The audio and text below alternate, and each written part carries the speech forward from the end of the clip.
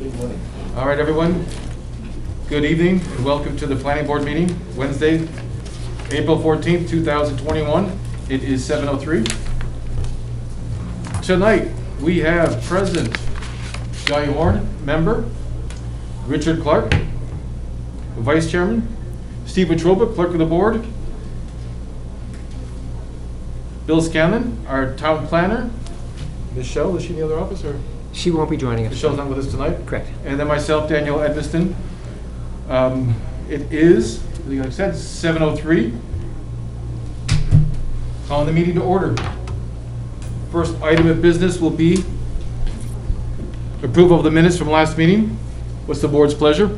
Mr. Chairman, I would ask that we table the minutes for the March 24th, 2021 meeting, as I think that in order to have them complete and accurate, there is some information that should be added. There was considerable discussion at the end of the meeting with regards to Butler's Way. We even had mention of Mr. Wetruba's family tree, as I recall. That's not in the minutes to any extent that I can see, and I think it's appropriate that it be reflected there. All right, I have a motion to table the reading of the minutes, the approval of the minutes from last meeting. Do I have a second? Second. And I have a second. Is there any discussion? changes you'd like to incorporate, or just hold off on reviewing them? Well, I would hope that Michelle would have a chance to review the video and whatever thing she deems appropriate. Okay. The discussion was rather lengthy. I don't think we need to go into a ream of paper in terms of getting all of it, but I'm sure that she's very, very adept at picking out the pertinent parts. And you saw my leave last. it somewhat to her discretion. She did make a change based on your comments Okay. that you have in the binder, but if Richard would want to hold off, that's fine. Yeah, no, that's fine. Yeah, I'm. Okay. Yeah. All right, so I have a motion and a second. Any further discussion? All those in favor? Opposed? Unanimous. It's the first time we haven't done that around the table live business. That's Yes, interesting. This is fun. Bill, they can't hear. All right. Small technical difficulty. We're going to hold up for a second. The wonders of technology. When it works, it's wonderful. If it doesn't, The microphone appears to be on. Can you make it louder?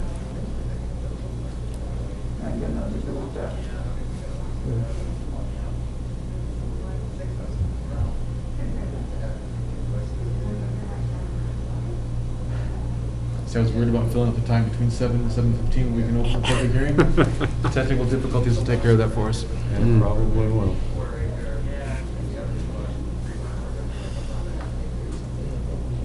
Now, as I understand the mechanics of this, we can allow one party in here at a time. There's a certain number of people that can be in here. We have two people from the assisting the Board of Health who will be ushering people in and out. Okay. So they have the direction. They'll do the head counts. Yeah. That's kind of above and beyond me. I think two more people can join at a time, that's it. So What is one that? chair there, one chair here. All right, and then someone behind the microphone will actually the two. Yeah, yeah.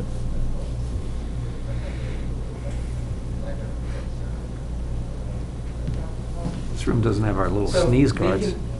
They can hear you, Dan, but they can't hear us because apparently, you're facing the microphone. So these microphones aren't working? They're working for the recording. Oh, for the recording? Yeah. Okay. So I think we're all going to have to speak loud so that it would get picked up by the Better microphone. come on up and- And when somebody sits there, that will be picked up as well, because that's connected Okay. to the Zoom meeting. So these two are basically live Zoom meeting, Yes, and the other ones aren't. or not. So if the board has any comments, they'll need to really speak up or get up and, get over Yeah. close to the microphone. We can do rotating chairs maybe, I don't know, guys. I'm fine just speaking up. Just with the mask, who knows how difficult it's going to be. You can pull the mask down when you have to talk. Oh, thank you. All right, so with understanding that there are some technical difficulties and not everyone in the planning board can be heard, we've ascertained that my mic and the mic for the public, for the speakers can be heard. The other planning board members are going to try to speak up and/or possibly just come up to my mic whenever there's questions or something that they need to add. Item number 2 on the agenda tonight is our A&R plans, which we have none. Correct. All right. So the public hearing is scheduled to be open at 7:15. I technically have to wait to 7:15? Yes. Is there something we should take in the prior to, or is it allowable for me to start talking about maybe some procedures during the public hearing? I would hold off till the public hearing. Okay. You that have okay? other items, you have the zoning amendments and the complete streets. You could start talking about either of those items if you'd like. Can we get either one of those, you think, in 5-6 minutes? I don't Mr. think- Chairman, I think maybe we could get through some of the standard business in terms of discussion status reports on some of the projects ongoing. We could at least knock a couple of those down, I suspect, in the 7 minutes or so we have. All right, so we've got 6 or 7 minutes before I can open the public hearing. What we're going to do is move on to standard business. We'll talk about the status report on finishing construction of and acceptance of unaccepted subdivision streets. Pierpont Estates. Is your mic live? Can everybody hear you? No. No. Generally, you give us an update on these. How do you want to do this? Right. You might want to talk about the selectmen's meeting on Monday night about Pierpont and Tobin. That's the only information that I have. Okay. So this past Monday night, there was a joint meeting of the Board of Selectmen and the Planning Board. Topic of discussion was the acceptance of Pierpont Estates. That would be Eagle Hill, what's the drive? Eagle Drive. Eagle Drive, and then a couple of the immediate. No, I'm sorry, it was Tobin, Noble Street. Noble Street. Noble Street, that's it, Right, okay. Noble Street, excuse Right, me. okay. And then basically the phase 1 of Pierpont Estates, as well as Tobin Farm Estates.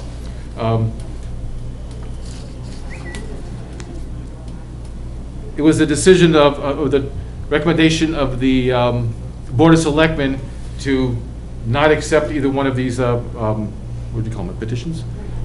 Yes. Applications. Yep, applications, and basically send them back to the planning board for more information, specifically related to Pierpont Estates.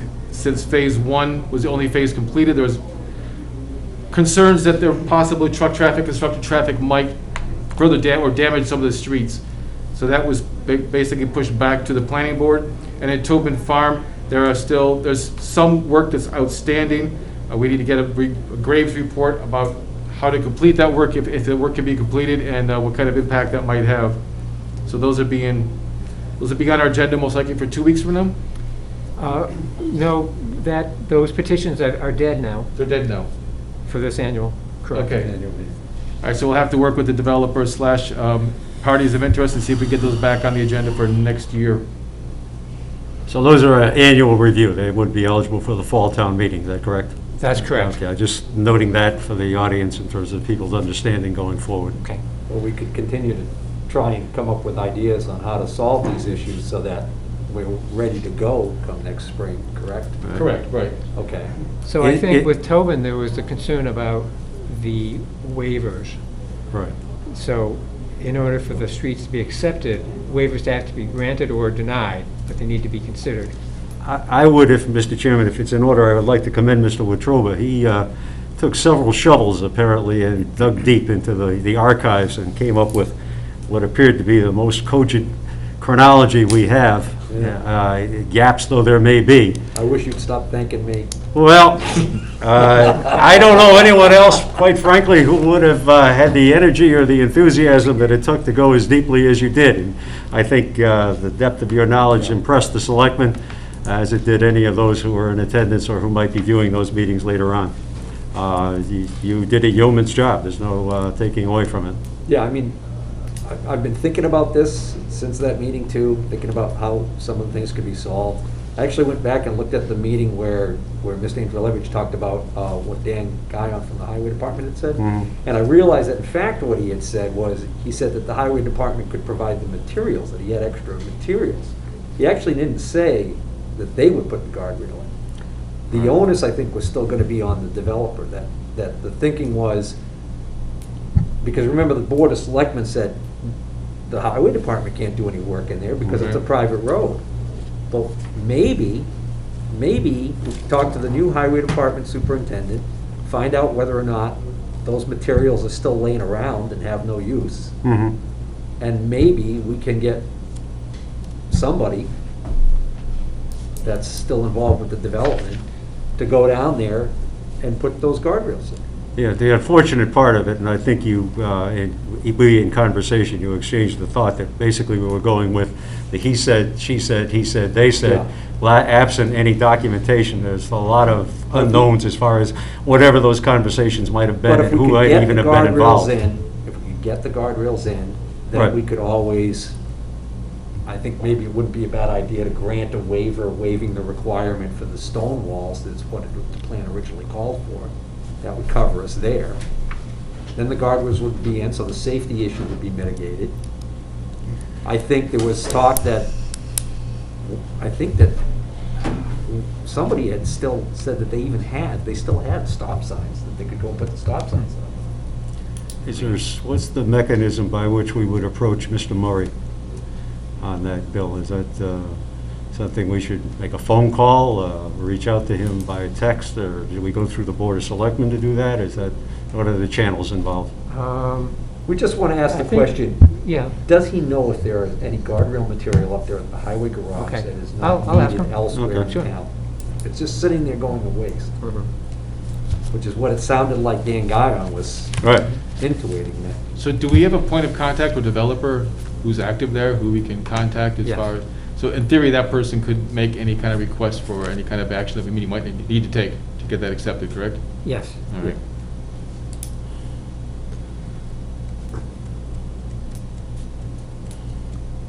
All right, I think we hit what you know now.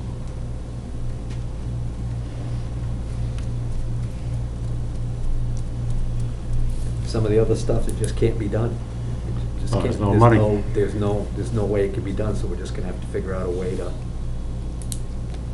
waive those requirements, and I think maybe we could just read a letter from, into the record when we do it, saying that this would be unprecedented, that this is a very unique situation, that theoretically should not be able to occur again because we've changed the structure of how much money developers have to now have in play, correct? To be determined, because we have to release a certain amount whenever the work is completed. We can only hold back a certain portion. Right. We just have to work with Graves to make sure that amount is enough. Right, it's current. Yeah. All right, both my clocks are showing 7:15, so I can now open the public hearing for the Butler's Way definitive subdivision plan. I gotta read this whole thing, right? Yes. All right.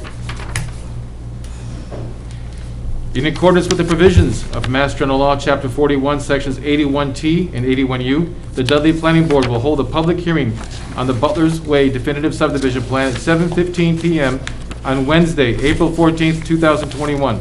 The meeting will take place in the Dudley Municipal Complex, Room 321A, 71 West Main Street, Dudley, Mass. The Butler's Way plan contains 6 lots on the 470-foot cul-de-sac. Its access is from the westerly side of JB Avenue, north of Mason Road. The plan was prepared by Summit Engineering and Survey Incorporated, 710 Main Street, North Oxford, Massachusetts, and is dated March 1st, 2021. The property owner is John, I'm going to get the last name wrong. Help me? Kuczynski. Kuczynski, thank you. 48 Brandon Road, Dudley, Mass. The applicant is Westcott Custom Homes LLC, 64 Prospect Street, Upton, Massachusetts. The property is identified as Assessor's Map 110, Lot 90. Copies of the plan and application are on file in the Planning Board office and the Town Clerk's office, both of which are located in the Dudley Municipal Complex, 71 West Main Street, Dudley. Due to the pandemic, please call in advance to schedule an appointment. The Planning Board will receive public input at the hearing. If you wish to comment but are unable to attend, please submit written comments to the Planning Board office or via email to planner1@dudleymass.com or ma.gov before 4:30 PM on April 13th, 2021. This is run twice, both on March 31st and April 7th. Mr. Chairman, just a point of order, I believe the room number is no longer 321, is that correct? Yes. We did get moved. We did get moved, 315? Yes.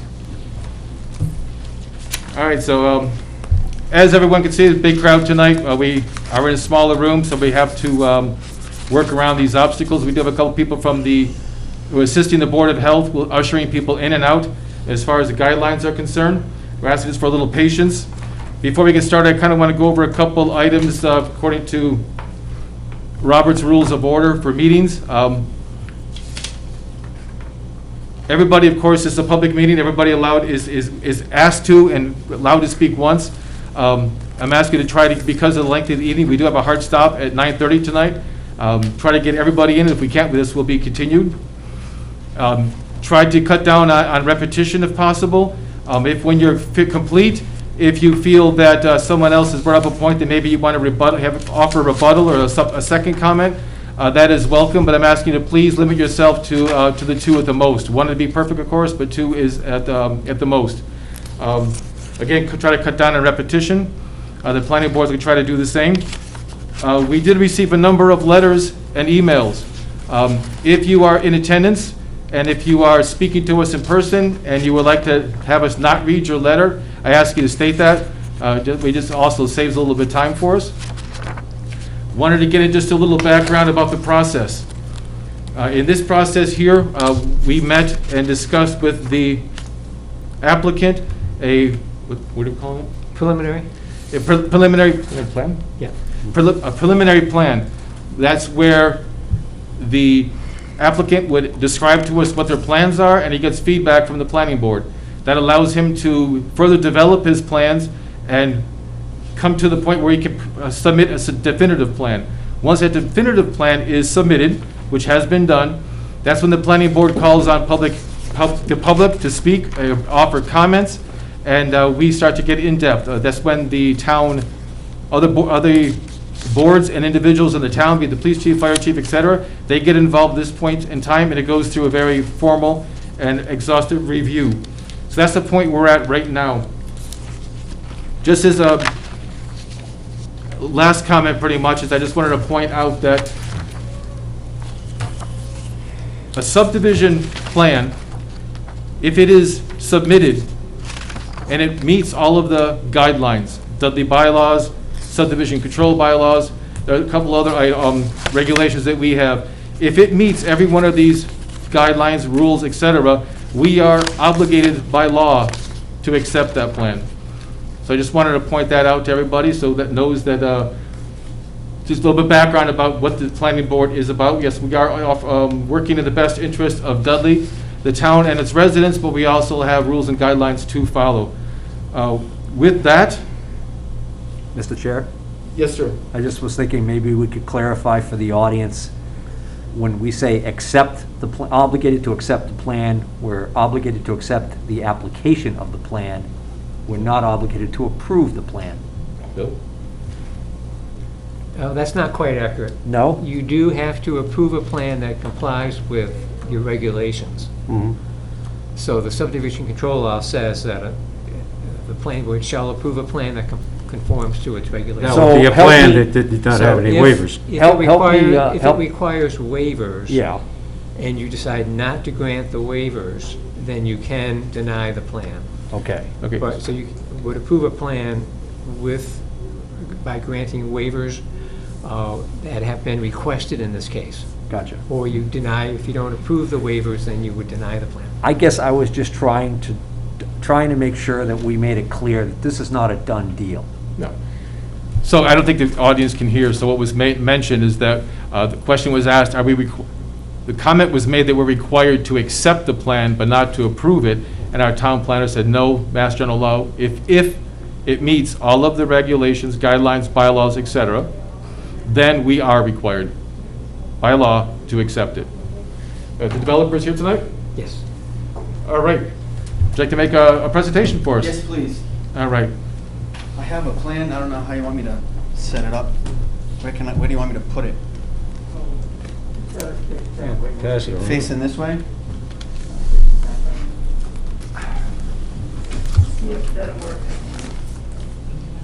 May I, Mr. Chairman?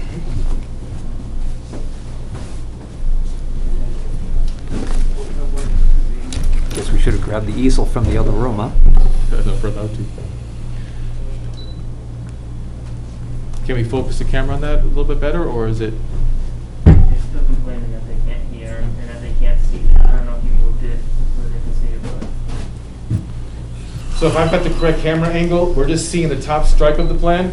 We'd want to either bring the plan down, or the plan up, or the camera down.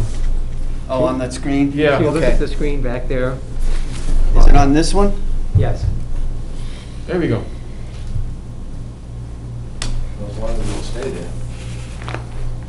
Should I go see if I can get this thing? You can, you Because I- can try. I'm gonna try to get an easel to make the plan a little bit better visible.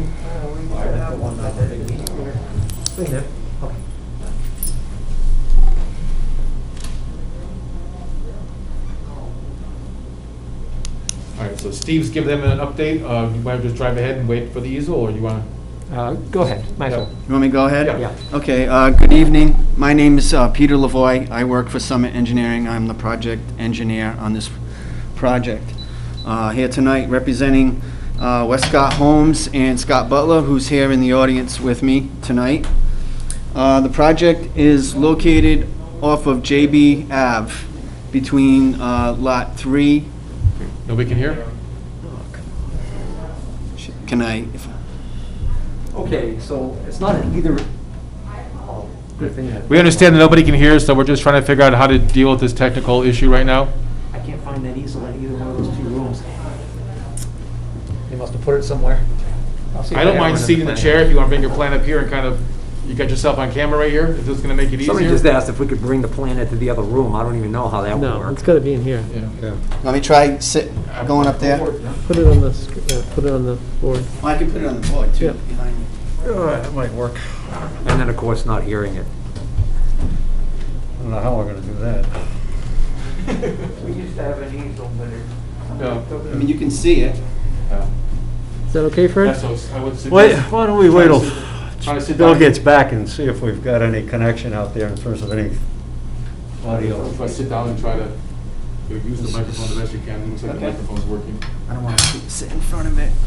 Can I slide this forward? If I go Yeah. this way, I might get the plan bigger.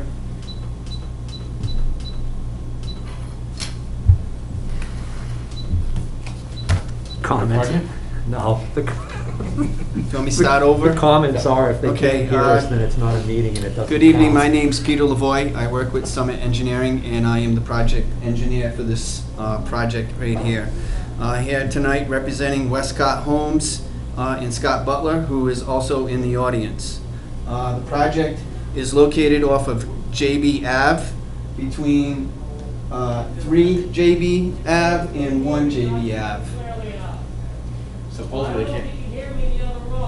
Supposedly they can't hear us.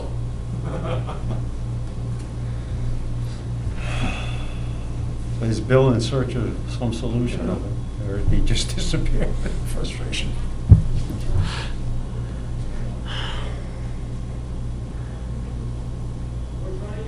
I guess this is why in the major leagues, baseball, basketball, football, and hockey, they practice. There must be a reason to that.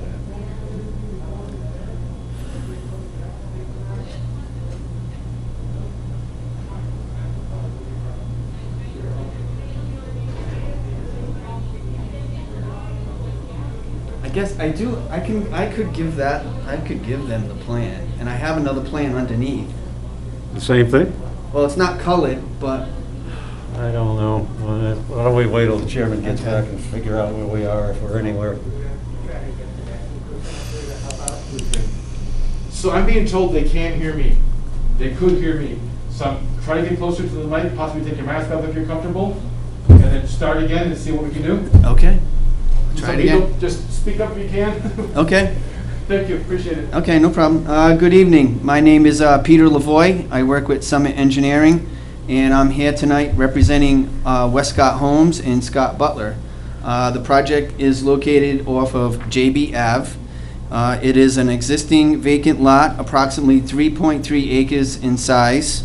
It is in the R15 zoning district, which basically requires 15,000 square feet of area for a lot and 100 feet of frontage for each buildable lot in that zone. Basically, the topography slopes from JB Ave to the back north corner of the property. There is an isolated wetland that is shown in dark green on the plan behind me. We did go in front of conservation, and that That wetland was determined to be an isolated wetland, not subject to flooding, which is non-jurisdictional with the Conservation Commission. So what we are proposing to do is we're proposing to come off of JB Ave with a 470-foot-long cul-de-sac, 24 feet wide of pavement from JB Ave to the cul-de-sac, a 5-foot sidewalk on the north side of Butler Way, which would start from JB Ave, wrap around the cul-de-sac, and go all the way up to the first house driveway right here. So the only area on the road that we're not putting a sidewalk would be from the opposite side of the driveway back to JB Ave. And the reason why we did that was to preserve the vegetated buffer on the Smith property, as well as grade on the south side of the roadway and not have to put a retaining wall. So we have 6 lots. The top 3 lots are roughly 15,000 square feet in size, which is basically what's required by the zoning, the minimum. And then the other 3 lots are all ranging from 21,000 square feet to 27,000 square feet. So they are they're larger than what's required in the zone. All these 6 structures will be serviced by town sewer and town water. The drainage will consist of 2 catch basins at the beginning of JB Ave, at the intersection of JB Ave and Butler Way, to prevent any runoff from the proposed development to go onto JB Ave, where there is no drainage right now.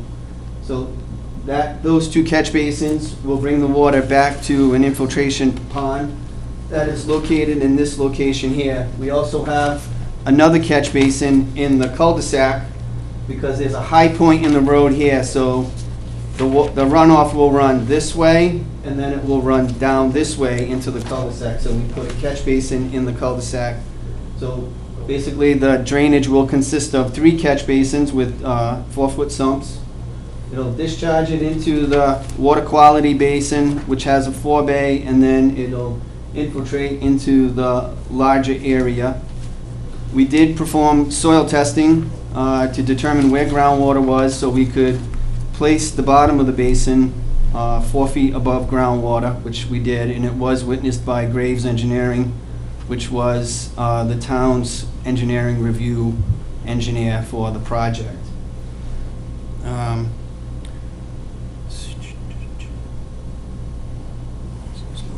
So we did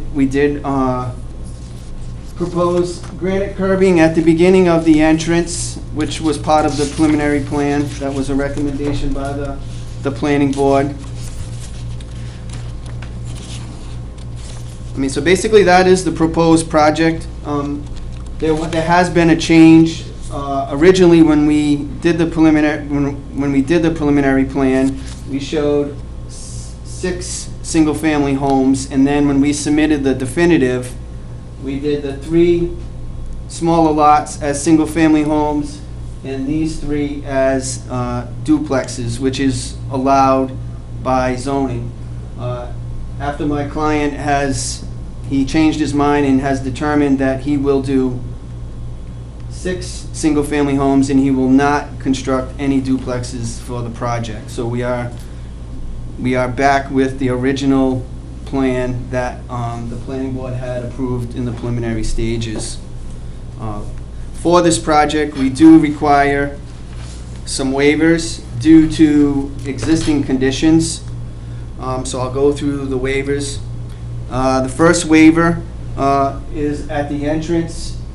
When the lot was originally cut out, they didn't allow for a curve, which is required by the zoning. You need a 30-foot radius when you come to an intersection, but because the way the lot was cut out,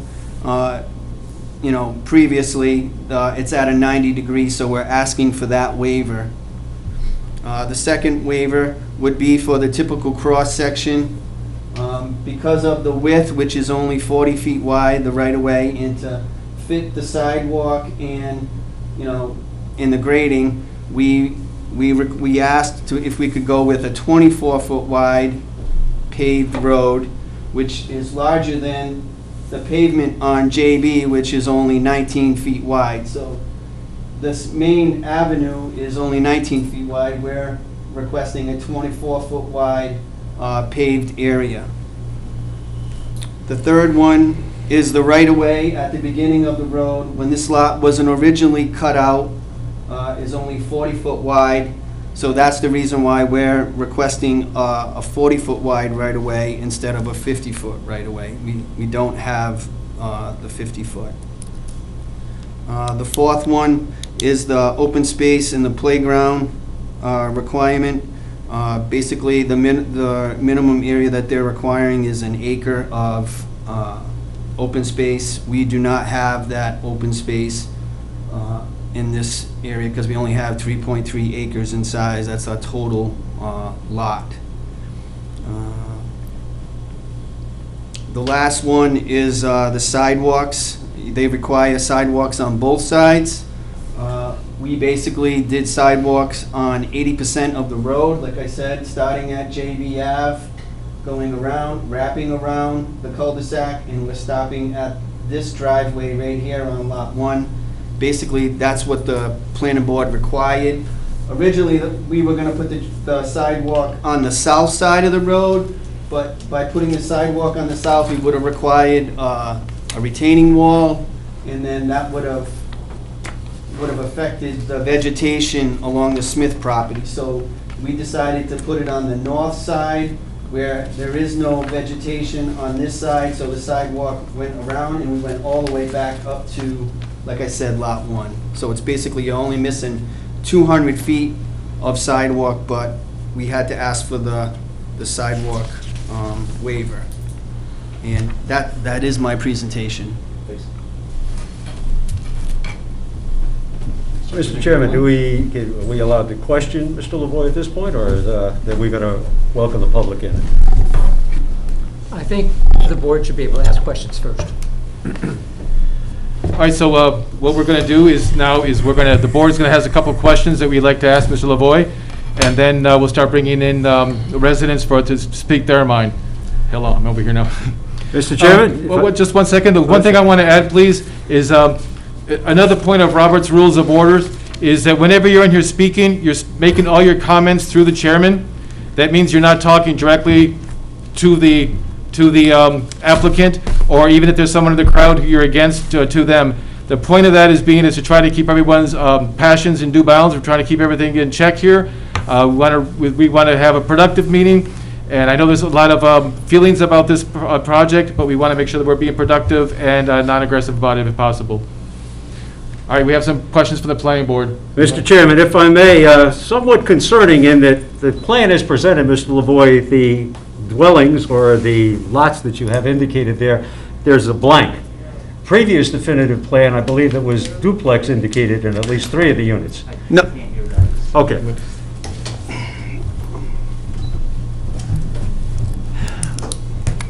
Mr. Chairman, if I may, to Mr. Lavoy, the plan that you presented this evening, I noticed there's blanks here. The plan previous to this there was indication of 3 duplexes. Correct. And then you said previous to that, the board had the understanding and per our rules and regulations that they were all single-family homes. So you're going single-family homes, duplexes, some of them. Now we've gone to blanks. Well, no, the plan is just a presentation plan. The definitive plans show duplexes. I haven't made any All right. revisions to Okay. any plans yet until after this meeting. All right, and just for clarification purposes, Mr. Chairman, it did not appear to me to be obvious from what I'm But if you- looking at here. If you look at the definitive plan, we did not try to hide anything. That's why I put duplexes on the definitive plan. Right. And that, They can't hear him. They can't hear him at all. we've got a tag team here. Okay. Part of my issue with this, if you will, and Mr. Chairman, I'm expressing this to you, I suppose, is that in our rules and regulations, it's stipulated that the understanding of the board is that there are single-family dwellings unless presented as such, or identified as not being such. in your preliminary plan, it made very specific remarks to the fact that nothing was identified in terms of that particular dwelling or structures. Now, we understand that there are going to be duplexes involved, and I understand that a RIS 15, those are allowed. It's just that it seems that the earth shifts occasionally on this project. And are we locked in now with what is in the definitive plan? Going forward, there's no changes, there's no additional duplexes. It's going to be all single-family dwellings. Right, so at the preliminary stage, I didn't mention single-family or duplex because my client didn't know what he wanted to do, so I didn't want to say They cut out, Either- they can't hear. Well, this is, I don't know how we're gonna do this. No, I don't either. This is ridiculous. I have asked, Can we go in front of them and just start talking? Or if they're not gonna record it, is it not legal? Not legal, yeah, right? there's no cameras in there. Can they just come in here? Well, the No. problem is, we can't have a whole bunch in here at once. You literally we'd have to I have have a couple asked in. for the town IT person to come. We'd have to repeat this over and over again. Not to mention, if they can't hear it in here, does that mean it's not going out over Zoom? I don't know about Zoom, but I know on TV it'll be okay. It's not going out live now. What's the standing in terms of the open meeting laws? If we have a public hearing, the public has to have access, correct? Yes. And we don't really have access at this point. So we could postpone the hearing if you like. I don't think we have an option at this point, really. I don't know what, where the, obviously the board's left, but Right. Is the big room in there? We can't do it in that. There's a meeting going on. But also the equipment broke. Oh. You can't televise, the there's no catch-22 sound or of it, video. yeah. That's why we're in here. So when they come back, we'll see whether we want to postpone the hearing to the Well, next meeting. my fear is that if we continue with this, and if we're in violation of the open meeting laws, and somebody files a protest, Well, it's a matter of fairness and Yeah. making sure that people understand what's going on. right. And if they can't hear anything, they obviously don't know what's going on. I don't know if that place will be fixed in 2 weeks. 2 weeks. The equipment's on order. Where are we in terms of timing, what do we got for time in terms of postponing for the next meeting?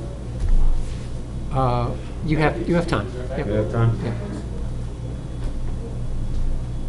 So it's just, the mic is cutting, I don't think the mic is cutting in and out, I'm not sure if it's the audibility, but for some reason, they're hearing partial what you said, and they're hearing only partial of what you're saying.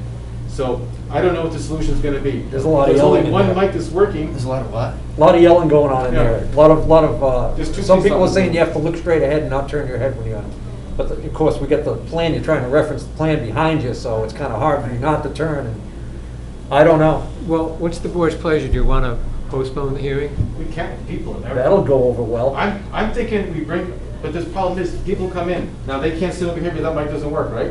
Right. So they have to sit up the front and give their speech. Is that the way we want to do it? I mean, I don't care, I'm fine with it, I don't mind standing. Mr. Chairman, I had some concerns in terms of the open meeting laws. This is supposed to be a public hearing. We have the public obviously in attendance, and it doesn't sound as though we have any way for them to actually be participating or even remotely involved as far as the proceedings.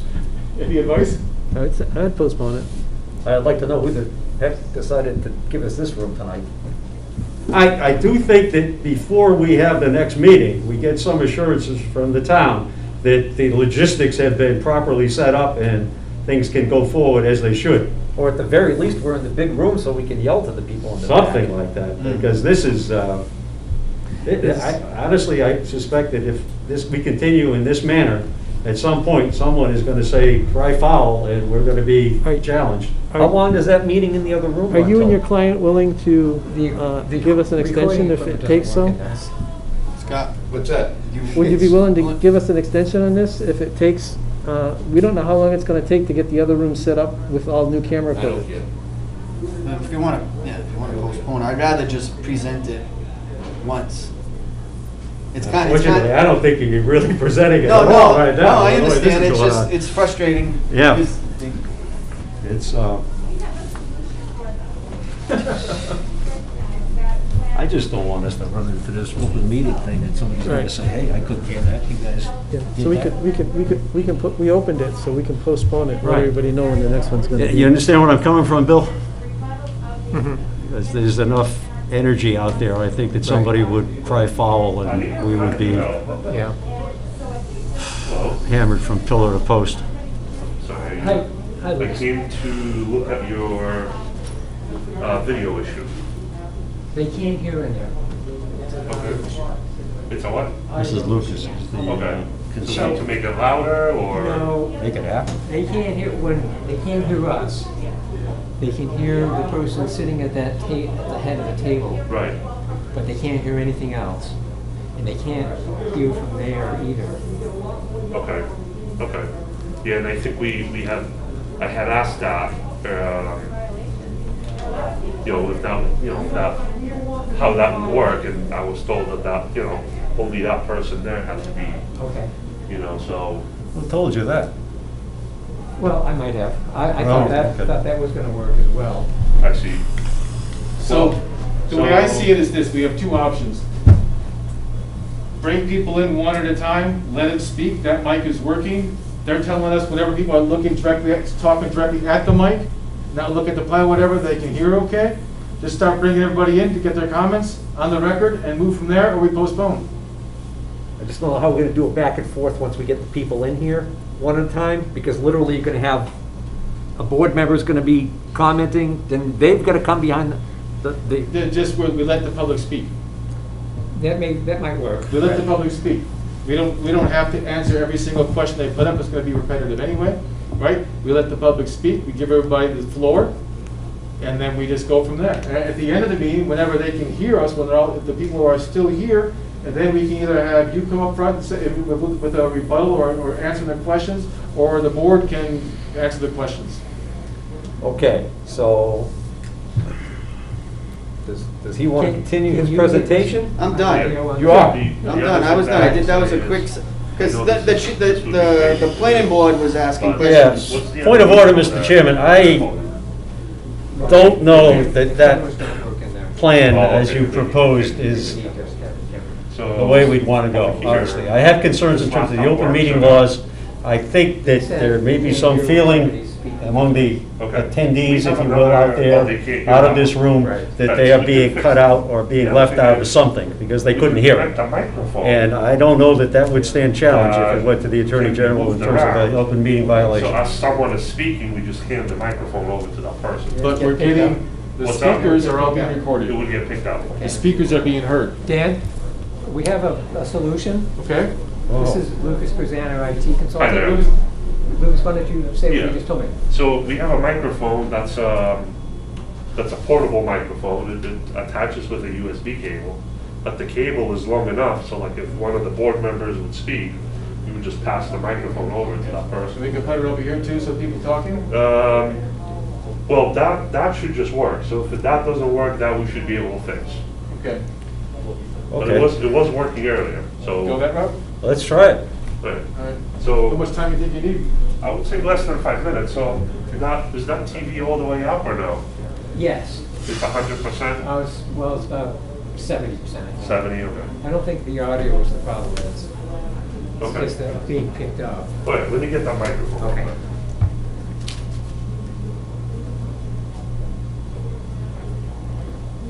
If part of the group in there hears that this is getting ready to go away and get shut down, and now that's why I think they sent somebody out as a representative to try and help us resolve this, because I don't think they want to go home either. No, I don't think they do it. You mean this gentleman? Well, he's on the town, he's on the He's town. employed by the town. Payroll. No, They got somebody working on it? no, a member of the public who's Yeah. in there, a concerned member of the public. She came out into the hallway and spoke with Dan and had some suggestions on how we could. Something to say, let him say it. She was trying to be very specific in letting us know what they could hear and what they couldn't hear. Okay. I have a question, is how do they know what they couldn't hear? Oh, because they can see us. Okay, and they're assuming that there's something coming out from behind the mask. Well, yeah, you're very, Oh, yeah, well, I've eaten a lot of spaghetti in my ears, so I guess that accounts for some of that. Thank you. Actually, being from Rhode Island, I suppose I've acquired certain cultural characteristics. Hand talking. Yeah, well, they work, you know, it'll be verbs, adverbs, nouns, pronouns, just about any part of speech you choose. Look at that thing, looks like a spaceship. All right. Let's see, that laptop seems a little, It's amazing what can be done when you know what to do.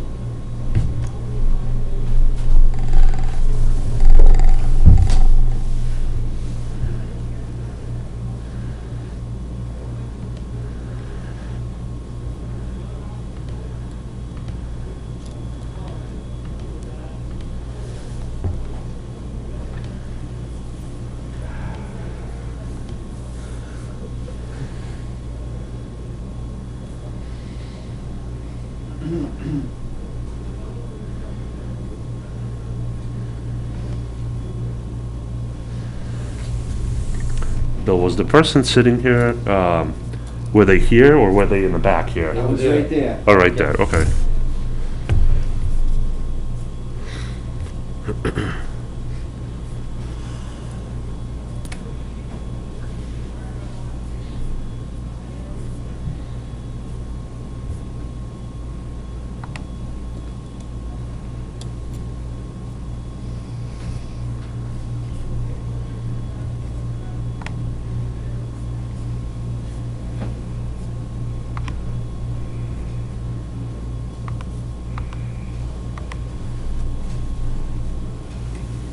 We'll see how our fearless leader's doing. He's probably taking one on the chin for all of them.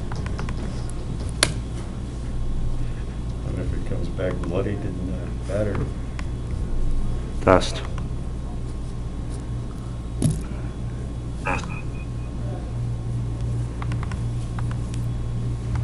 Almost like the old cemetery days.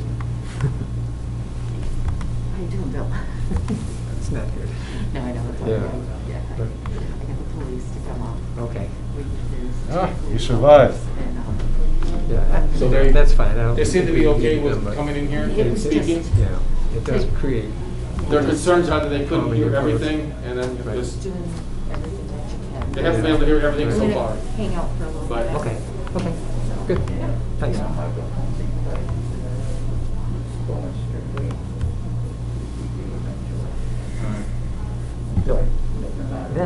That's who it was that came out and suggested how to. Oh, Yeah. I didn't She's- realize, I just saw her jacket. she's chairman of the board of health. Okay.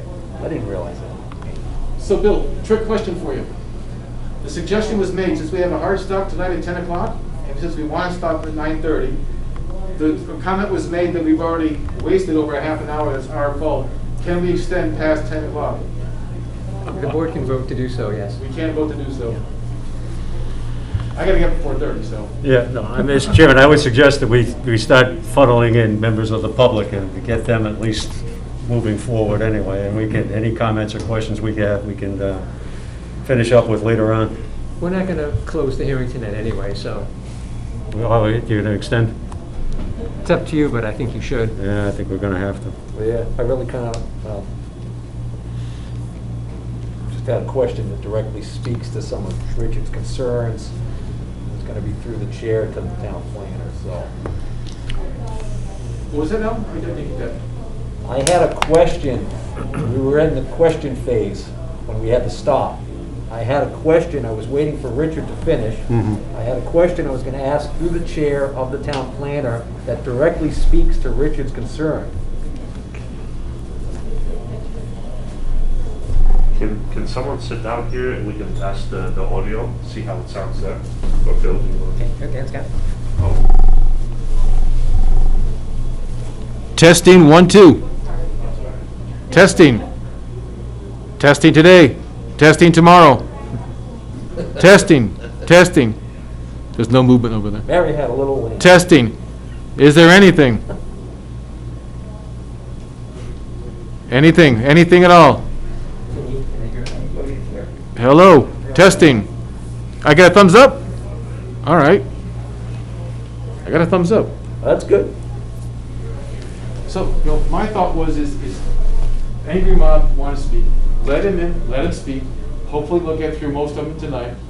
and then if there's gonna be a continuation, if we can't get through everybody, or whatever, and then we might do our questions at the end. My question was Good designed to directly diffuse part of the angry mob.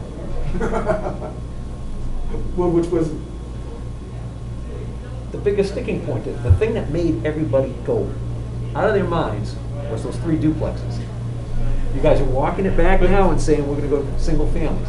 Right, so that one works. The only reason why I'm I walking could, it yep, and I back, turned up the volume to 100 over there so everyone can hear better. the only reason why I'm walking it back is because I just built 3 duplexes in Auburn. They take twice the time. no. And that's I'm why- not questioning why you're doing it. Yeah, but that's why, but that was my choice. I didn't even know they were upset about it. See, I That was personally my think choice. I personally think that when you got 60 people here, that all I want is, even if we were to diffuse, if we could say 2 words right now to diffuse everything, it still wouldn't work. They still want to come in here and speak, Right, right? I agree. They're gonna. All right, let's get them in. That's my suggestion. Let anyway. have this microphone, right, we can pass it around, Yeah. or, I mean, maybe, How close do you hold that to your mouth? I don't wanna overmodulate. that's a good point. I'm sure everybody would just love to hear your dulcet tones, Mr. Butcher. Yeah. All right, so if someone, Bill, or Okay. if you want 5 minutes is up. to sit here and Okay. talk.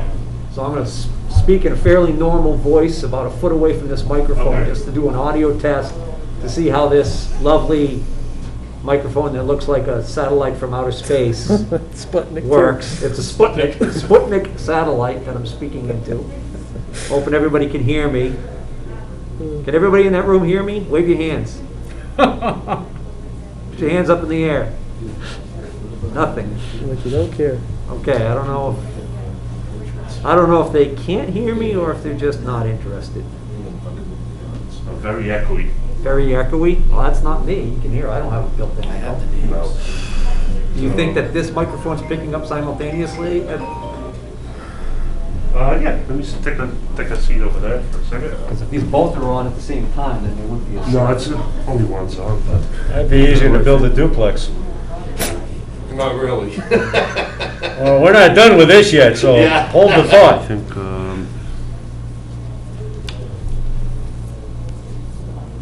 volume was off here.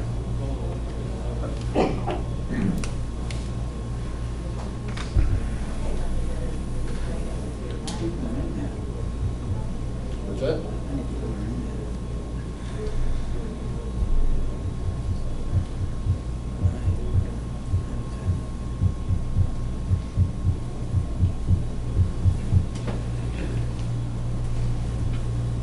Remember the good old days before technology?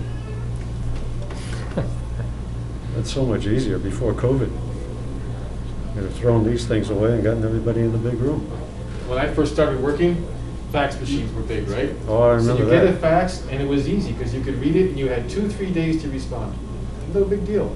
No one was expecting this quick turnaround. But now you get an email or a text, and people are expecting it like this, Mhm. automatically. You just bump around all day long answering messages. It's so ridiculous. That was the story I was telling you earlier. We had a warehouse in Texas, we used to send the fax to Texas. I thought that was the end of technology. I couldn't go any So further. what than I'm that. thinking is, we have this laptop here, right? We have your laptop, and if we could move that laptop for these 2 gentlemen here, and if you guys could share a laptop, and then one person sits here and just turn the laptop over. Because the echo, I think the microphone could be the issue here. Yeah, What do you if- think?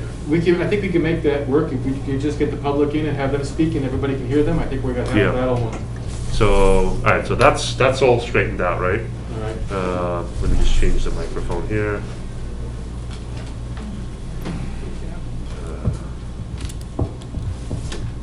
Webcam. Okay.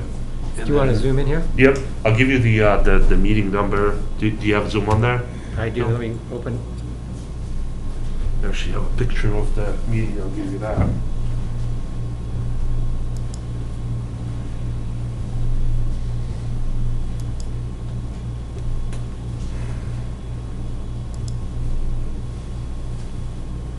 Here it is. Can you read it to me? Yep, 441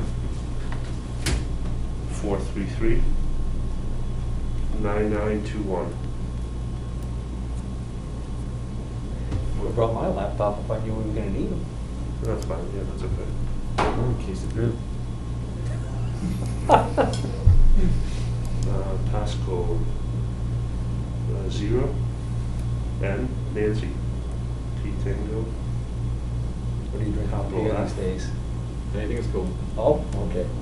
R We're not Romeo really, capital you K know, kilo connoisseur that, K kilo. Hey, I like my Budweiser, I like my Treehouse. Okay.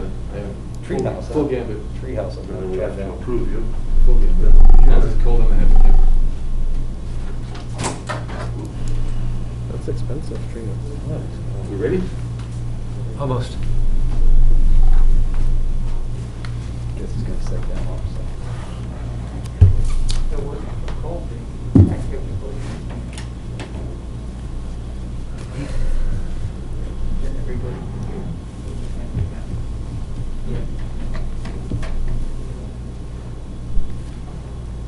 Guess Oh, Bill's you not wanna coming. share now? Well, I thought you were just gonna hog the limelight.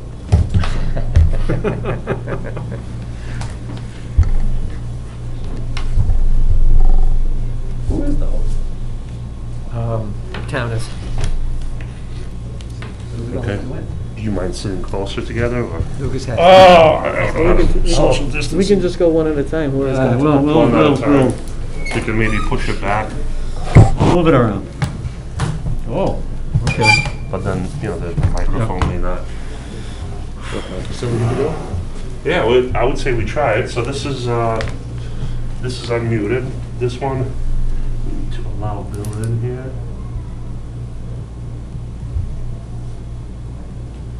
Bill, are you in there now? Yes. Looks like it's opening, yep. Join the computer audio. Yep, join with audio. Let me cozy up here a bit. So the only thing we want to do is, Oh, I'll let you in the line one. Okay. put the volume down here. Record of my mask violations, you should. So we don't get an echo. Yeah, yeah, oh, thank you. And we can do a, start video here. Tainted weapon.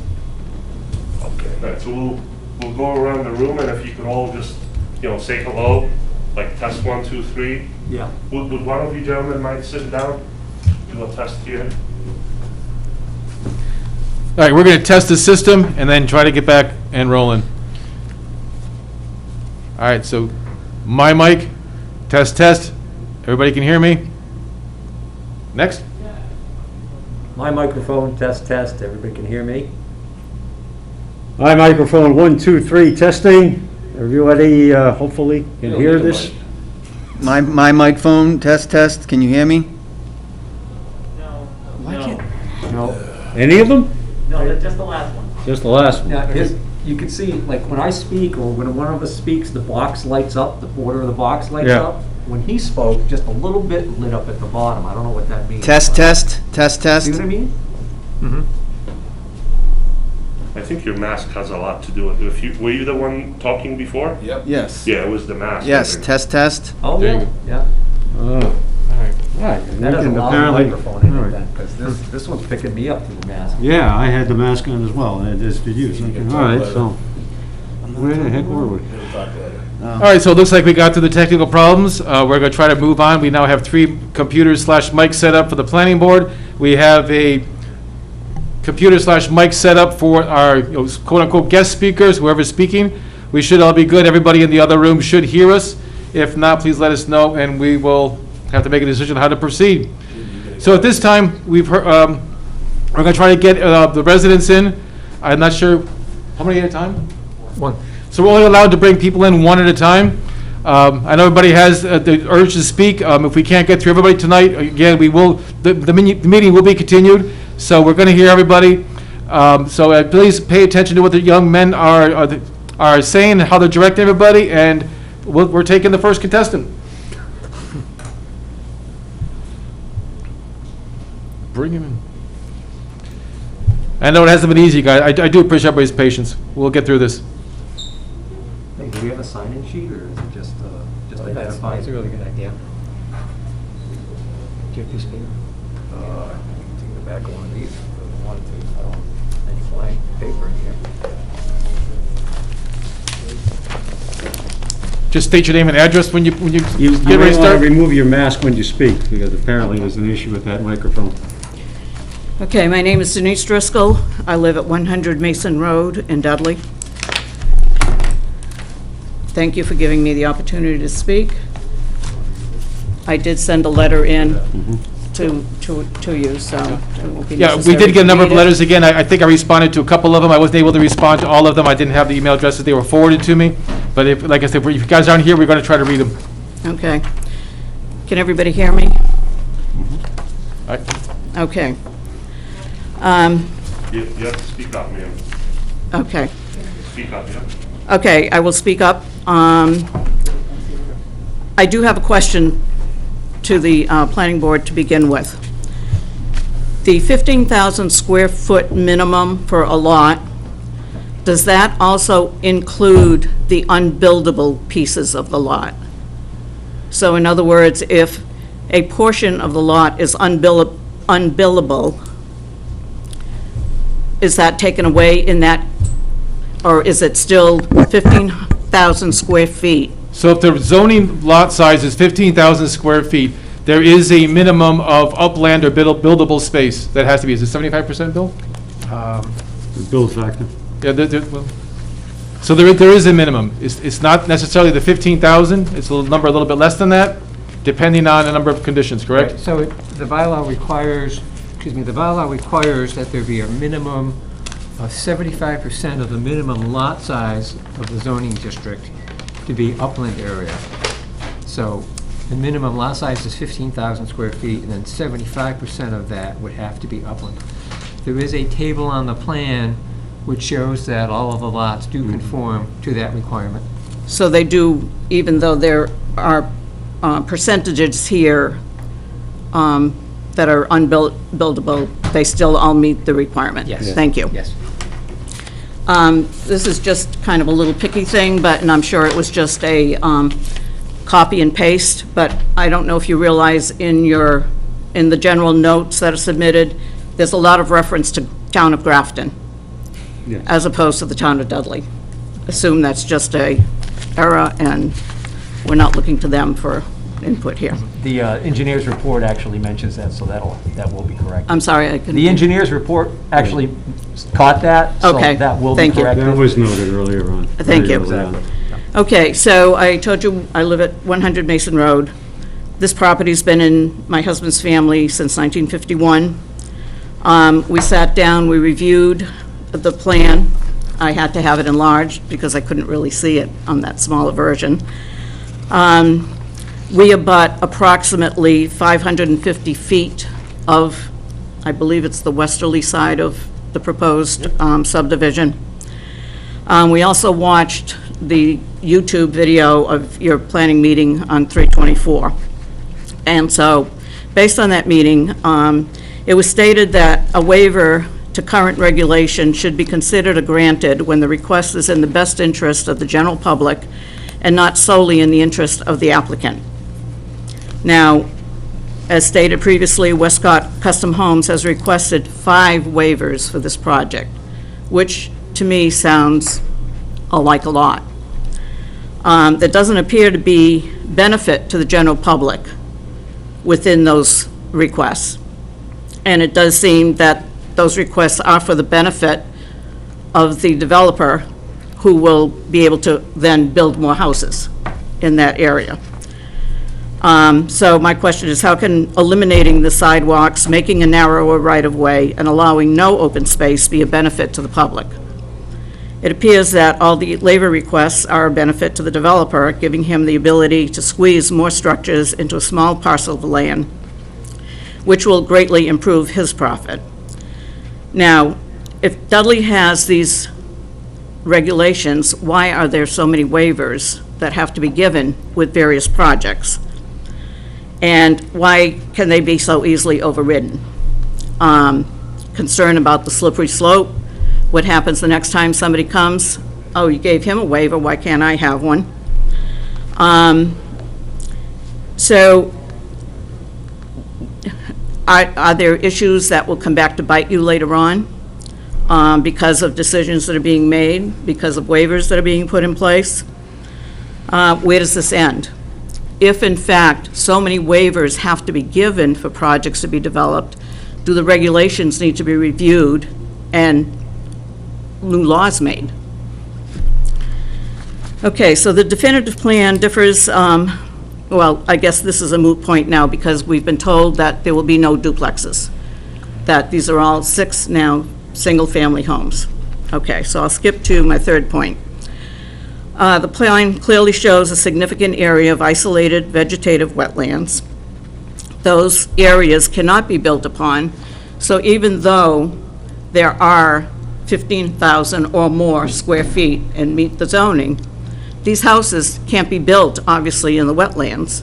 So those houses are being crammed into a smaller area. It's not like you have each 15,000 square feet. So I'm just thinking of things being crushed in. The plot of land was considered unbuildable in the past. What's changed that so many houses can now be built in that area? Have the laws changed? Is it simply because you're now calling it a subdivision? I don't understand why something that was unbuildable can now be buildable for 6 houses. At the 324 meeting, also, one of the members on the board alluded to the fact that developer has spent a lot of money already presenting, doing all of the engineering, doing all of the plans. And I just want to be sure that this in no way should be a consideration for anything that you may be approving. Or in order to, or a factor in deciding to give a waiver. Obviously, it was his choice to incur the cost and not a requirement of the board. The plan indicates encroachment in the form of sheds, coops, fences, lawns, etc. I do see that on the plan. What's going to happen for the owners of these properties? Are they required now to remove all of that from that property? And obviously, I would assume it's going to be at their expense since they're encroaching onto additional property. Have they been contacted? I don't know. I mean, it doesn't impact me directly, but it was just a general thing that I saw and wanted to ask. Also, has the plan yet been reviewed by other departments? Conservation Commission, Fire Department.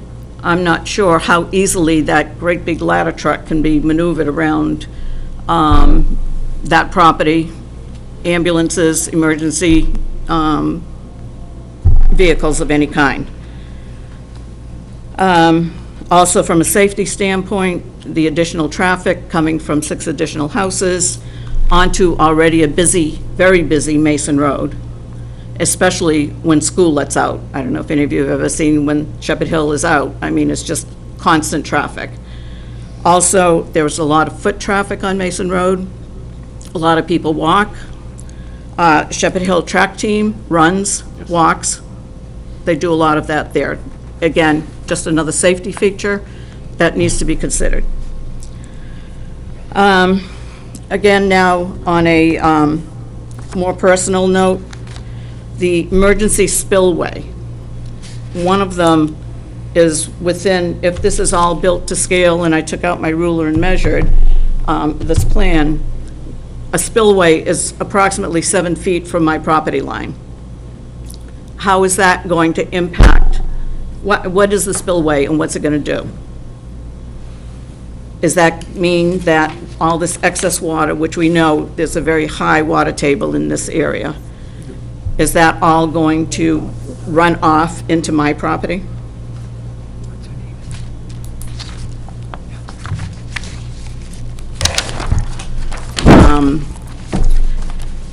And what about areas where the standing water is going to collect?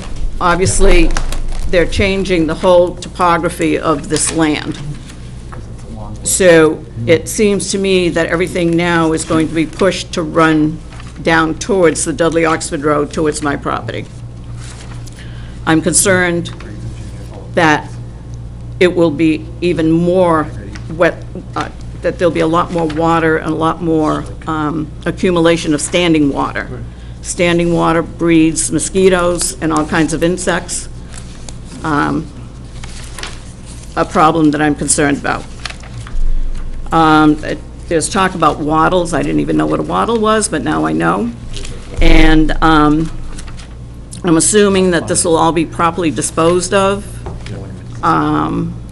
Again, a lot of this, I have questions because I just don't know what it is. My biggest concern is the excess water that's going to be draining. Safety concerns for the increased number of people on the road. And also, is there a plan or is there a regulation for a subdivision to be enclosed at all? Fencing to perhaps improve, to help with privacy concerns, and also noise reduction. Again, this is in my backyard. Right. I anticipate it's going to be a lot noisier. I'm not going to be sitting there listening to the birds in the morning. I'm going to be listening to normal, everyday noises.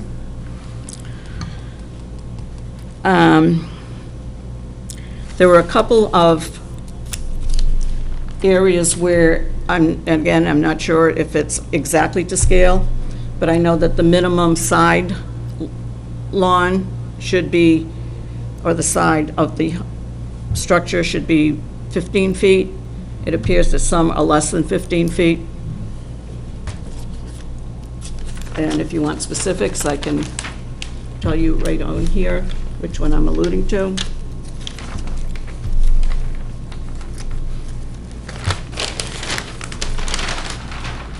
Lot number 6. I'm not sure what this piece of land is. It looks like this is the property line. And then it almost looks like, I don't know, it's just an empty, but the end of that house to that property line looks to be only about 10 feet. The drainage easement, I'm not sure what that means. Does that mean water is being shunting towards my property? That drainage easement comes right up to my property line.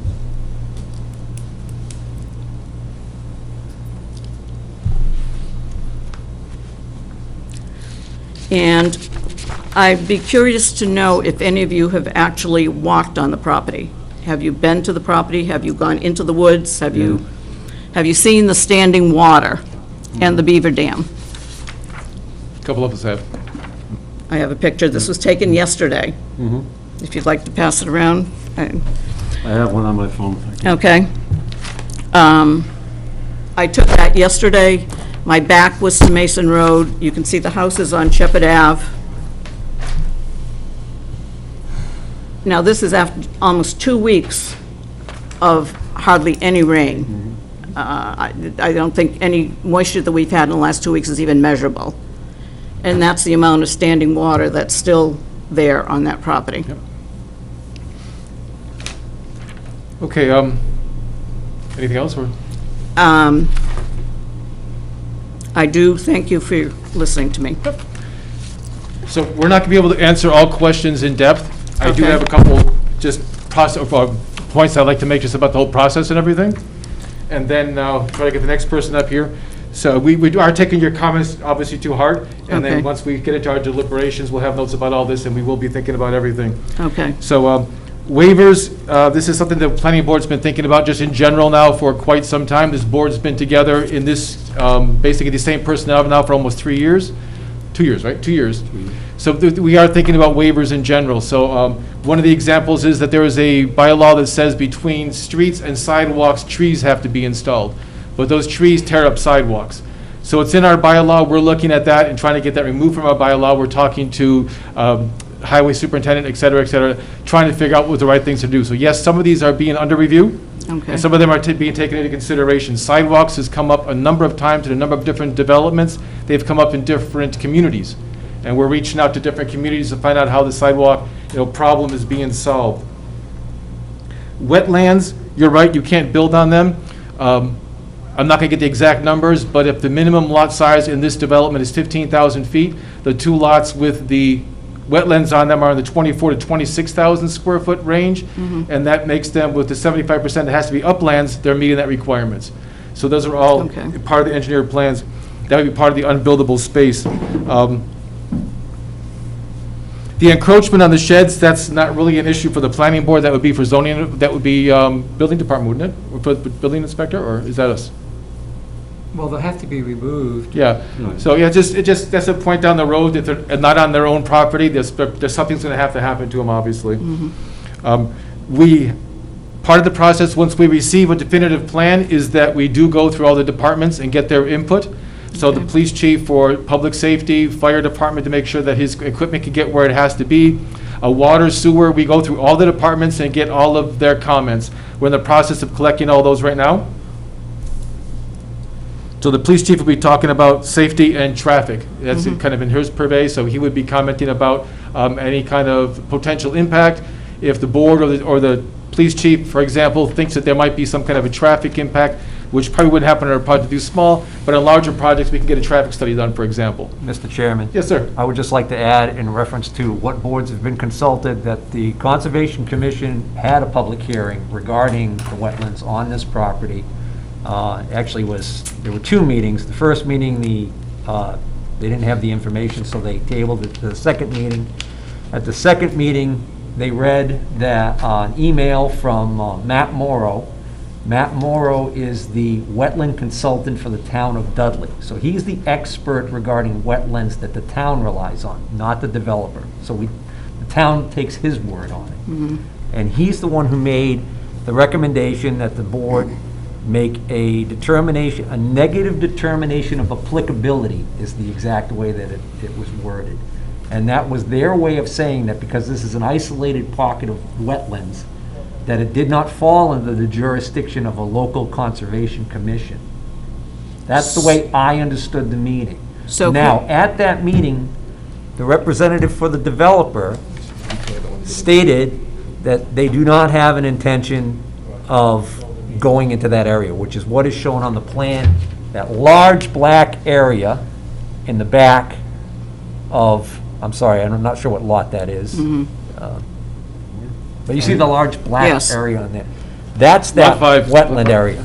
That is not this. Correct. This, way back when the owner tried to do a subdivision a long time ago, they roughed in the road. So what this low depression is here that you're seeing, and it actually, you can almost see it, I'm sorry. You can almost see this low depression area. You can see where there's a drop off on the sides here, because those are literally the sides of where they cut down to make the old road. So that's what that is. That's a low spot that was left, that was man-made. Right. So that's, So what's going to happen to that? Is that going to get filled in? Is Yeah. that, I mean, yeah. but there's still potential for that water to have to drain somewhere, or be re-shunted, There's an entire design for drainage, stormwater drainage. Right. Yeah. But all that drainage is going downhill.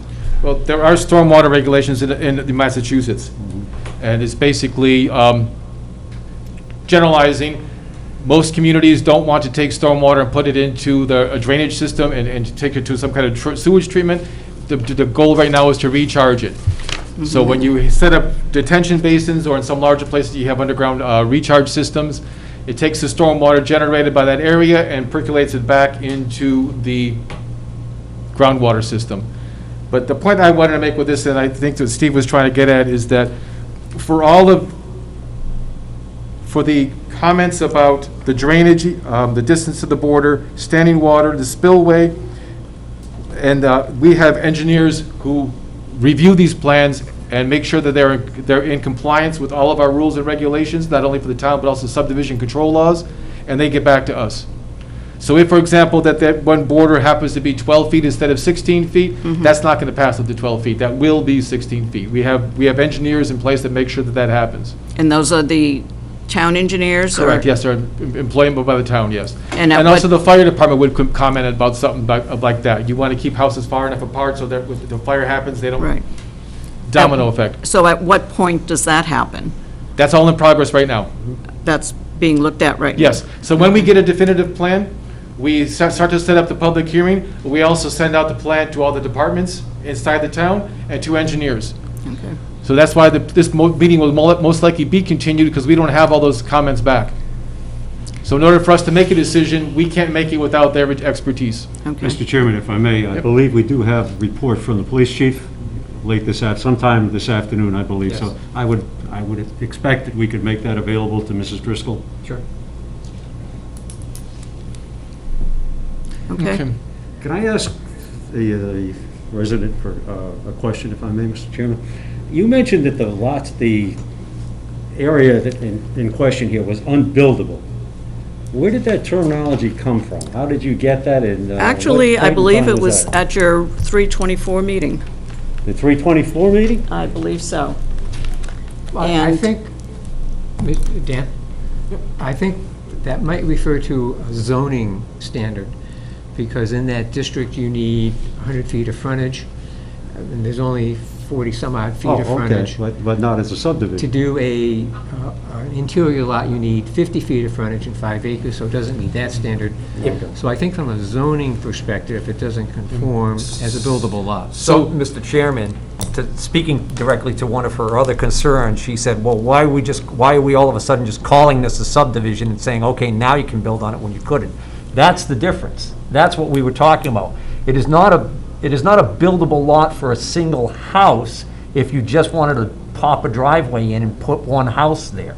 However, it is a buildable parcel as a subdivision if he's going to build the road. And that's what he's doing. That's the difference. That's what's different. I know your property on Mason Road. I know you've got a very, very deep lot. And I spoke with Mr. Driscoll at one point because he was asking me, he was curious why you guys couldn't build a house up in the back of your Correct. property. And the problem there is that in your situation, you do not have enough minimum road frontage to have Right. two lots. You have your existing house, which is beautiful, by the way, I love it. Thank you. And then you would need more additional frontage there for the second house up in the back, unless you had, say you had 150 feet there. Then you could have 100 feet for your current house, and you could use that 50 feet and put a road in. But obviously, you're not going to go through the massive expense of constructing a road and putting in drainage Correct. and doing all this for one house, which is why, in your particular case, it's a non-starter, and that's what's different here. So I hope that clarifies that. Okay, thank you for your time. Yep, sure thing. Thank you. We look forward to your decision. All right, thank you. Invite the next person in there? Yep, ready for the next speaker? There we go. There's me.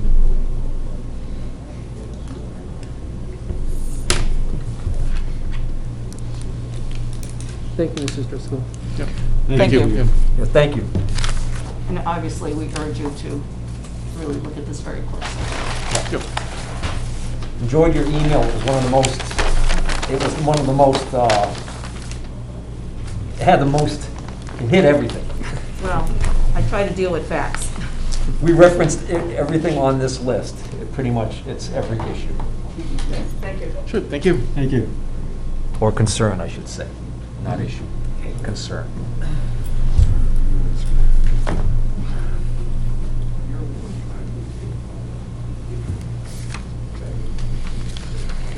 Just quick introduction and address, and then Should I hit sign the this ground first? running. Should I sign this first? Yes, please. Yes, please.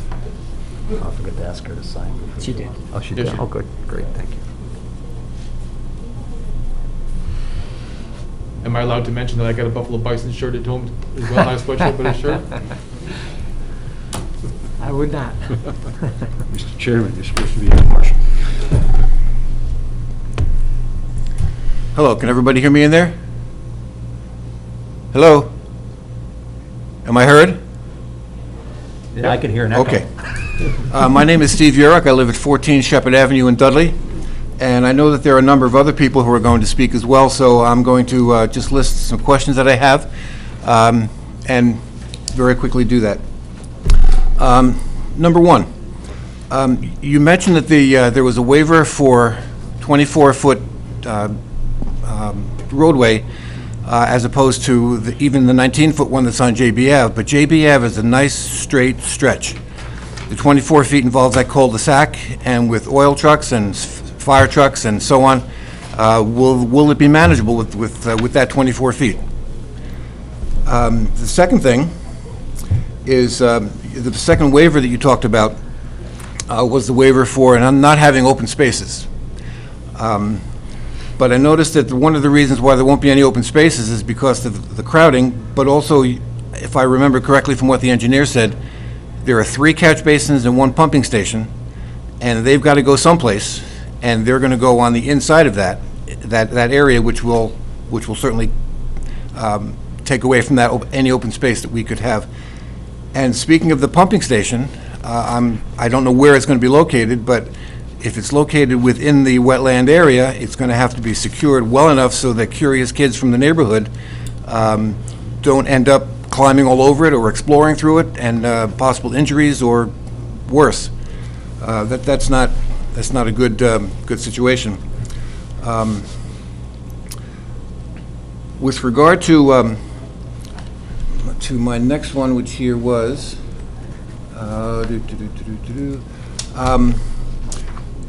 the mention was about buildable properties, buildable units, and I'm looking at the plot plan here as to where the term came from, and in the lower left-hand corner of the plot plan, it has a grid, and on the right-hand part of the grid, at the last column, it says percent buildable. And I can see on lots 1, 2, and 3, since there are no wetlands at all there, they're 100% buildable. But I'm looking at lots 4, 5, and 6, and none of the 3 approach the 75% buildability, so to speak, that was indicated as the minimum if there were wetlands on the area. So that's where the term seems to come from me, and I'm concerned about those percentages and how they conflict with the 75% availability.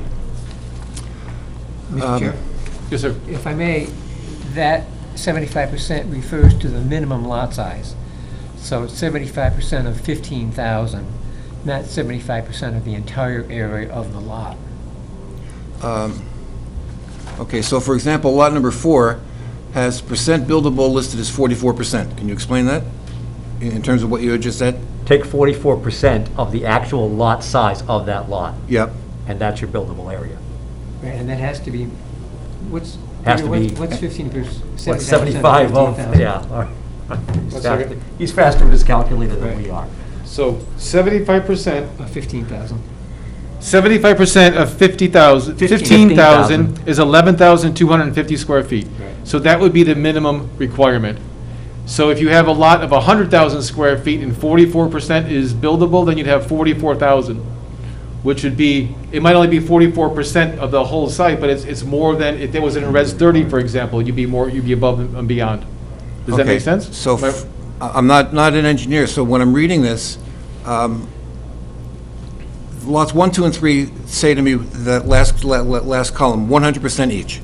Yep. Which would indicate that the 100% of that lot is able to be built upon. Right. The next one in lot 4 says 44.1%, and I'm interpreting that as 44% of that land is buildable. You can put a house on 44% of that land. That's correct. Which lot was that, sir? Lot 4. How large is lot 4? 26,000.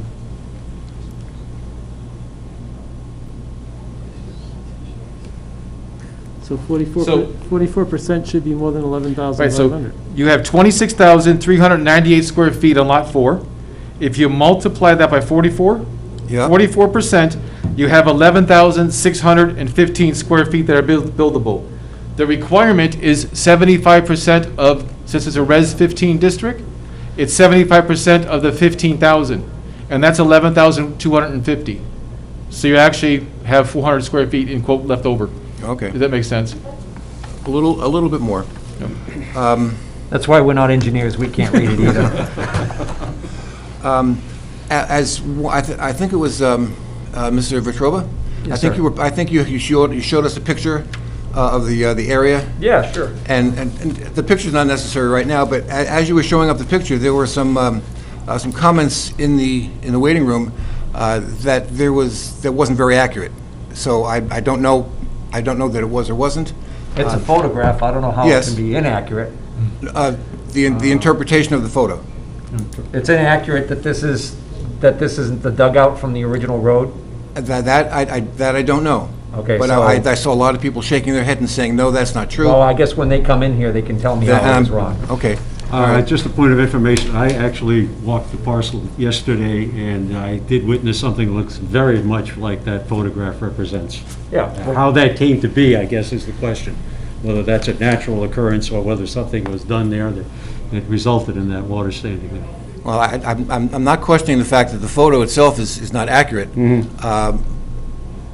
But the tenor seemed to have been that it may have been a misinterpretation. I don't know that, but Through the chair, if I might, I just want to point out that this is, again, nowhere near the wetland area that's indicated on the map in black up there, that this is a tempest in a teacup compared to how large that is. The picture was presented as surface water, and there was concerns about the surface water and drainage. And although we can't give a specific solution right now exactly how it's going to work out, because it's still, our engineer is reviewing and everything, there is a solution, the plans, but our engineer has to review. But the bottom line is, with the stormwater regulations, is that surface water in general is not allowed. Water has to flow until you get to a detention basin or a recharge. You know, through the chair, I might add that there was a concern expressed by the previous member of the public in here regarding Correct me if I say anything wrong. stagnant water and mosquitoes. This would actually go away because it would be drained away by the new drainage system.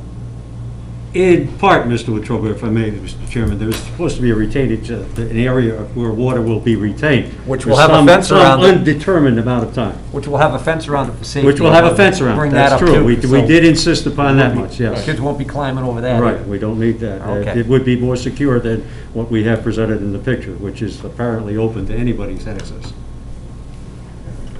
I guess the last comments that I have reveal the skeptic in me a little bit. The first proposal that I heard about the lot on Butler's Way was for 5 units. Then it increased to 6, single family. Then it increased to 3 single family, 3 duplex. And this evening we heard that it's going to go back to 6, single family. The skeptic in me says, what change is coming next?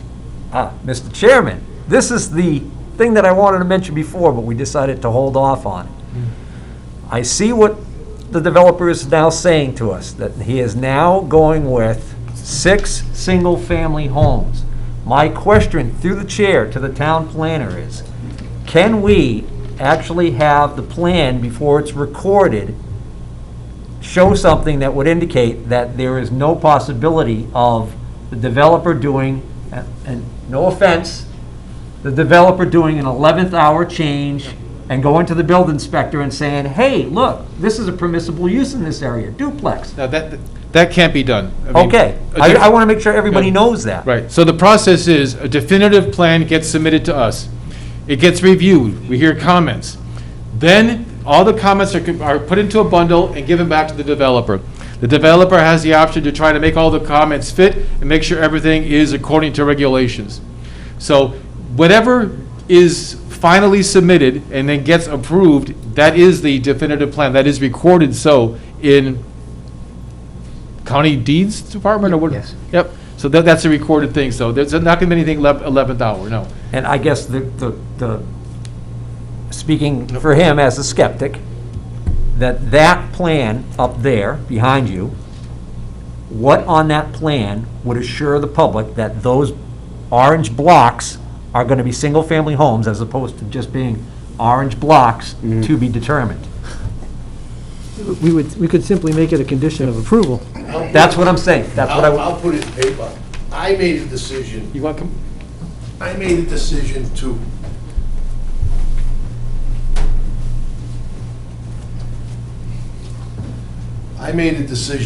to to go to single families before I even knew about this meeting, all right? Because I'm building duplexes in Auburn right now, and they're a lot of time and a lot of work. And I would rather just come in. I built houses in Dudley up on Susan Drive, the next street over, and I build a nice quality home, but I would rather go with the single families because I can get in and get out. They're a lot easier to build. When you build a duplex, it's like building two homes, and that's why. And I don't have a problem putting it on paper. All right, if I may, Mr. Chairman, I do appreciate that, and one of the reasons for my skepticism, if you will, Mr. Butler, is Yep. in the preliminary plan that was presented, and I know that has no standing here because we've moved past that. Mention was made specifically, project engineer made no representation of the type of dwelling units the subdivision would contain, yet our rules and regulations stipulate that that be done. Or the assumption would be that they would be single-family dwellings or residences. That's my concern, is that the verbiage was very specific as to that not having been addressed in the preliminary plan.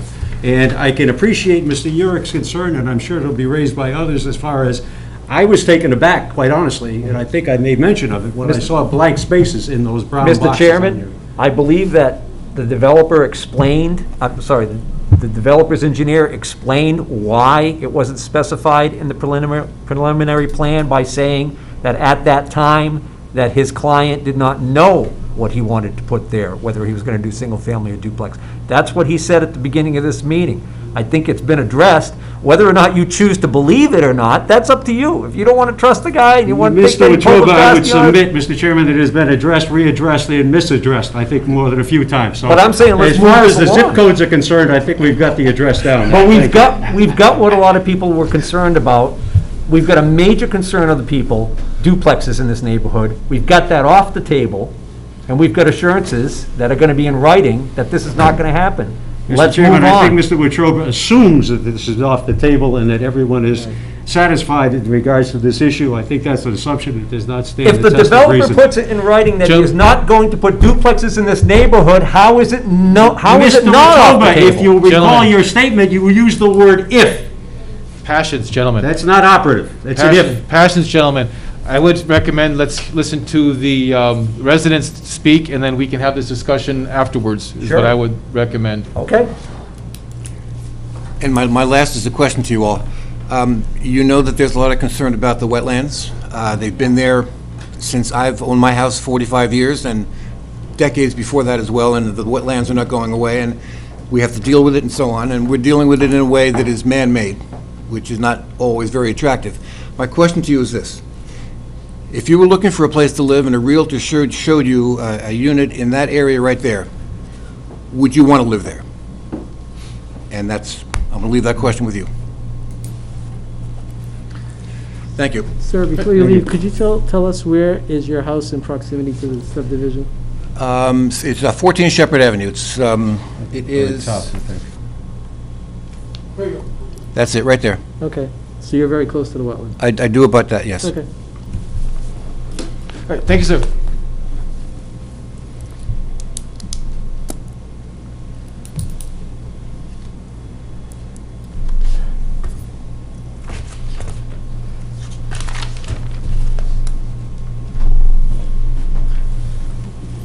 Yes, go ahead. Mr. Chairman, before we have the next, we can ask the next person to come in and sign in, but before she starts giving her questions, could we just ask the developer's engineer, the last gentleman mentioned a pumping station. Is there going to be a need for a pumping station in the subdivision, and what would the pumping station do?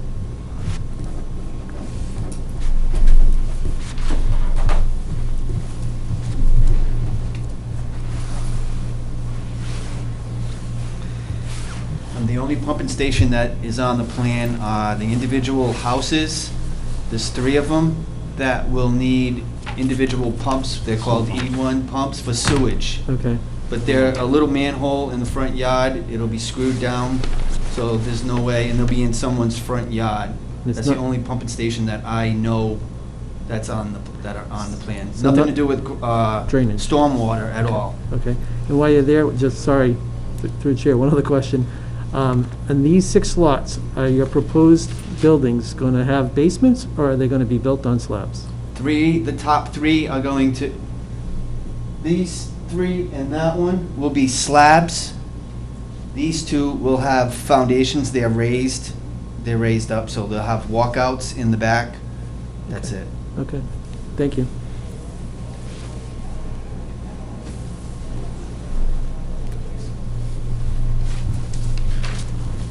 Quick introduction. Good evening. I'm very pleased to be here in front of you all tonight. I think you've all heard from me quite a bit in the last 2 weeks. I've sent a number of letters, and I've received some back. Thank you very much. I appreciate the various members, Mr. Planner Watrova, I believe. Thank you for getting back to me. And I think, Mr. Clark, I had spoken with you earlier about this project, so thank you for your information, and Mr. Edmiston. Thank you so much. I appreciate it. And I understand that, you know, you have been waiting for this meeting to hear from us, Mr. Horn, and I did get to meet Mr. Scanlon this week. I will tell you, I've also contacted the fire department, the police department, various community members, and I've been shocked at the fact that nobody's been dealing from the right plan, including, I had a response back from one of the leaders of the town that still had incorrect information about the street width. And instead reading the street width of the current street width at JB and the proposed Butler at 41 point some odd number, and thinking that that was going to be the width, when we know that one of the waivers is such that you want to make it 40 feet. So I've been shocked at all of the misinformation I received back this week. It seems no one's on the same page. And to come here tonight and see that lovely green and orange and gray is really shocking to me. Because at this point, I understand this developer has had a long time, I think almost 2 years, to prepare something definitive. And that is what he's showing us tonight, that, which has very little information. You know, honestly, I think you have to wonder, you know, before I go into any of the numbers here, the waivers, wait a minute here. What's the bottom line? You know, and I just, you know, thought of this sitting out there, is that Mr. Butler, I believe, he baited and switched and baited and switched. And tonight we come here, he switched again. Why is this bad? Because you're dealing with a very special Dudley community.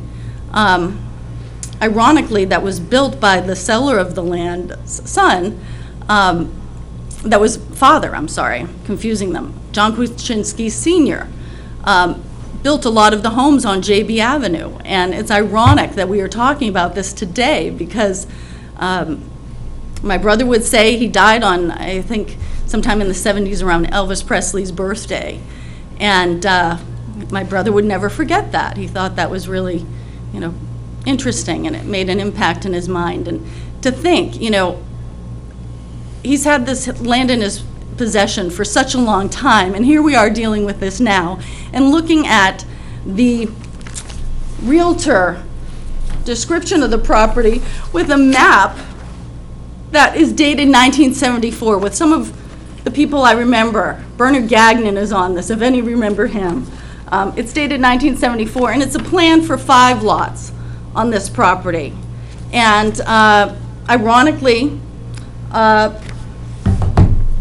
the realty company that the descendants of the original developer, John Kuczynski, Coldwell Banker, had this to say: the parcel is being sold for somewhere. This is what was online, easy to get for everybody. $139,900, and it says, "Attention developers, opportunity knocks. 5 potential cul-de-sac lots, half to 3/4 acre lots. Very pretty neighborhood off JB Avenue. Future street name J.K. Lane, I assume for John Kuczynski. Sewer and water available." So, you know, I think of this neighborhood as a very special neighborhood. So why is this bait and switch bad in particular? Because Dudley needs to say no to developers who think they can come here and change our rules to the point of 5 waivers and making us regress instead of move forward. You know, back in '74 when that plan was made, you know, we really didn't think so much about safety or, you know, where does the water go? And, you know, as a result, a lot of the homes in Dudley have water in the basement. Let's not go back to that. Water has to go somewhere, okay? And I walked that backyard, and, you know, Mrs. Driscoll's beaver dam, I believe is a beaver dam, and it's not where you think it is. It's actually closer to her side of the property. I guess I should have said in addressing where I live at 5 JB Avenue, and it's a property that, along with an added parcel that my father bought years ago beyond our fence, it abuts the development by more than 300 feet. It's the large house with the pool you see there. We decided to, you know, put this house in a trust after my father died a few years ago. It'll be 2 years in May, and it's a very special house to us. And to see what is happening now is quite shocking, considering, you know, we think Mr. Kwaczynski would be quite shocked at what has been suggested.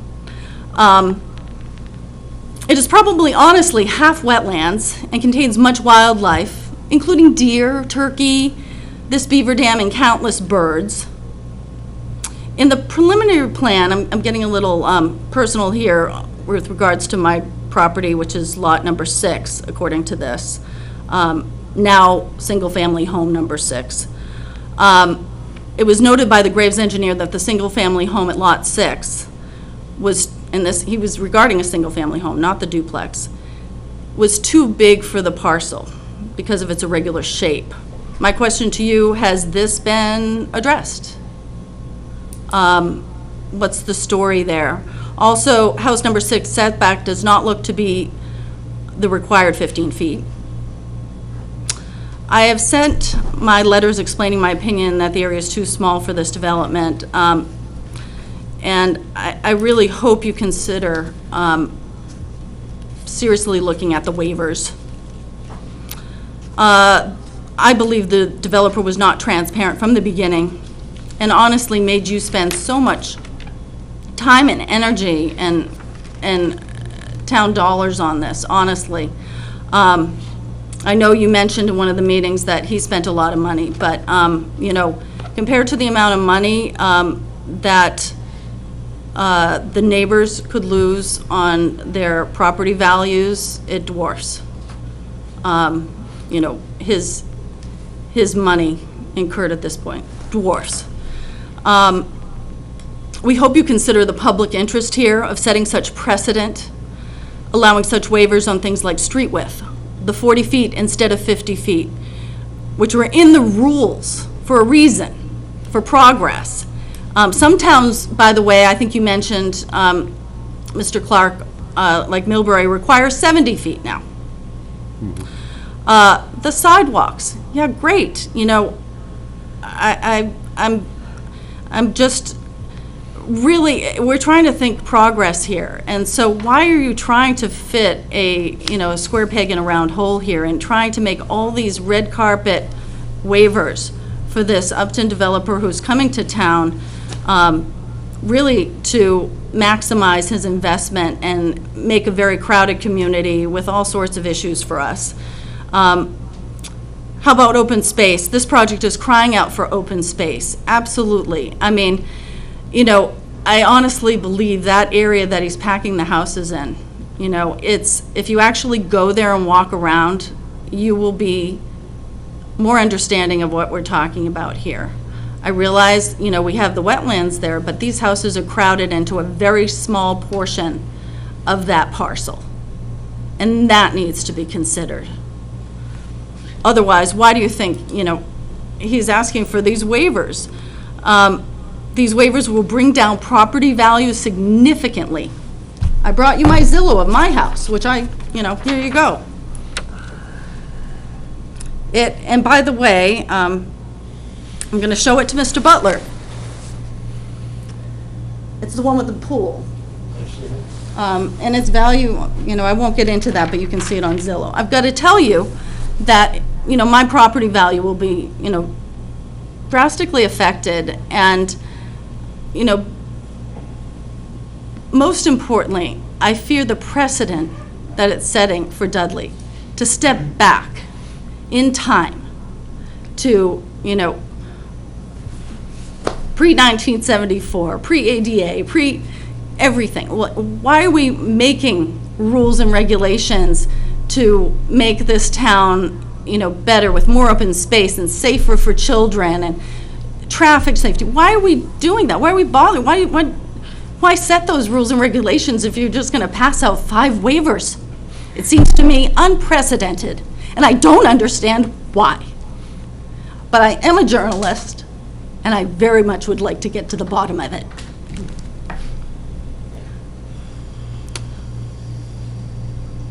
All those waivers for this crowded development will bring down property values to the neighborhood to have it less safe, less pleasant, and less of what Dudley plans for its communities today. Finally, I would like to tell you that I did have the opportunity to speak with Mr. Butler back in October. You might remember our phone call. Yeah, you called me at 6 o'clock at night, yeah, I remember. I called you at 6 o'clock at night, I did. And I asked you, I told you, I'm interested in what you're gonna build, because, I'm not against building. I think that, we need people to have homes. Plenty of people are out there. I know some of you are realtors on the board here. We need homes for people. We need, kids in schools, kids in homes. We need families happy in homes. And I certainly grew up happy on my street with my friends, some of whose parents are here tonight. And I'm not against that. But I will tell you that when I spoke with Mr. Butler back in October, I was the one who asked him about that. I don't think anyone else did until that point. Because what did I find out when I said, what are you going to build? That's when he mentioned duplexes. And I immediately fired off phone calls to this board.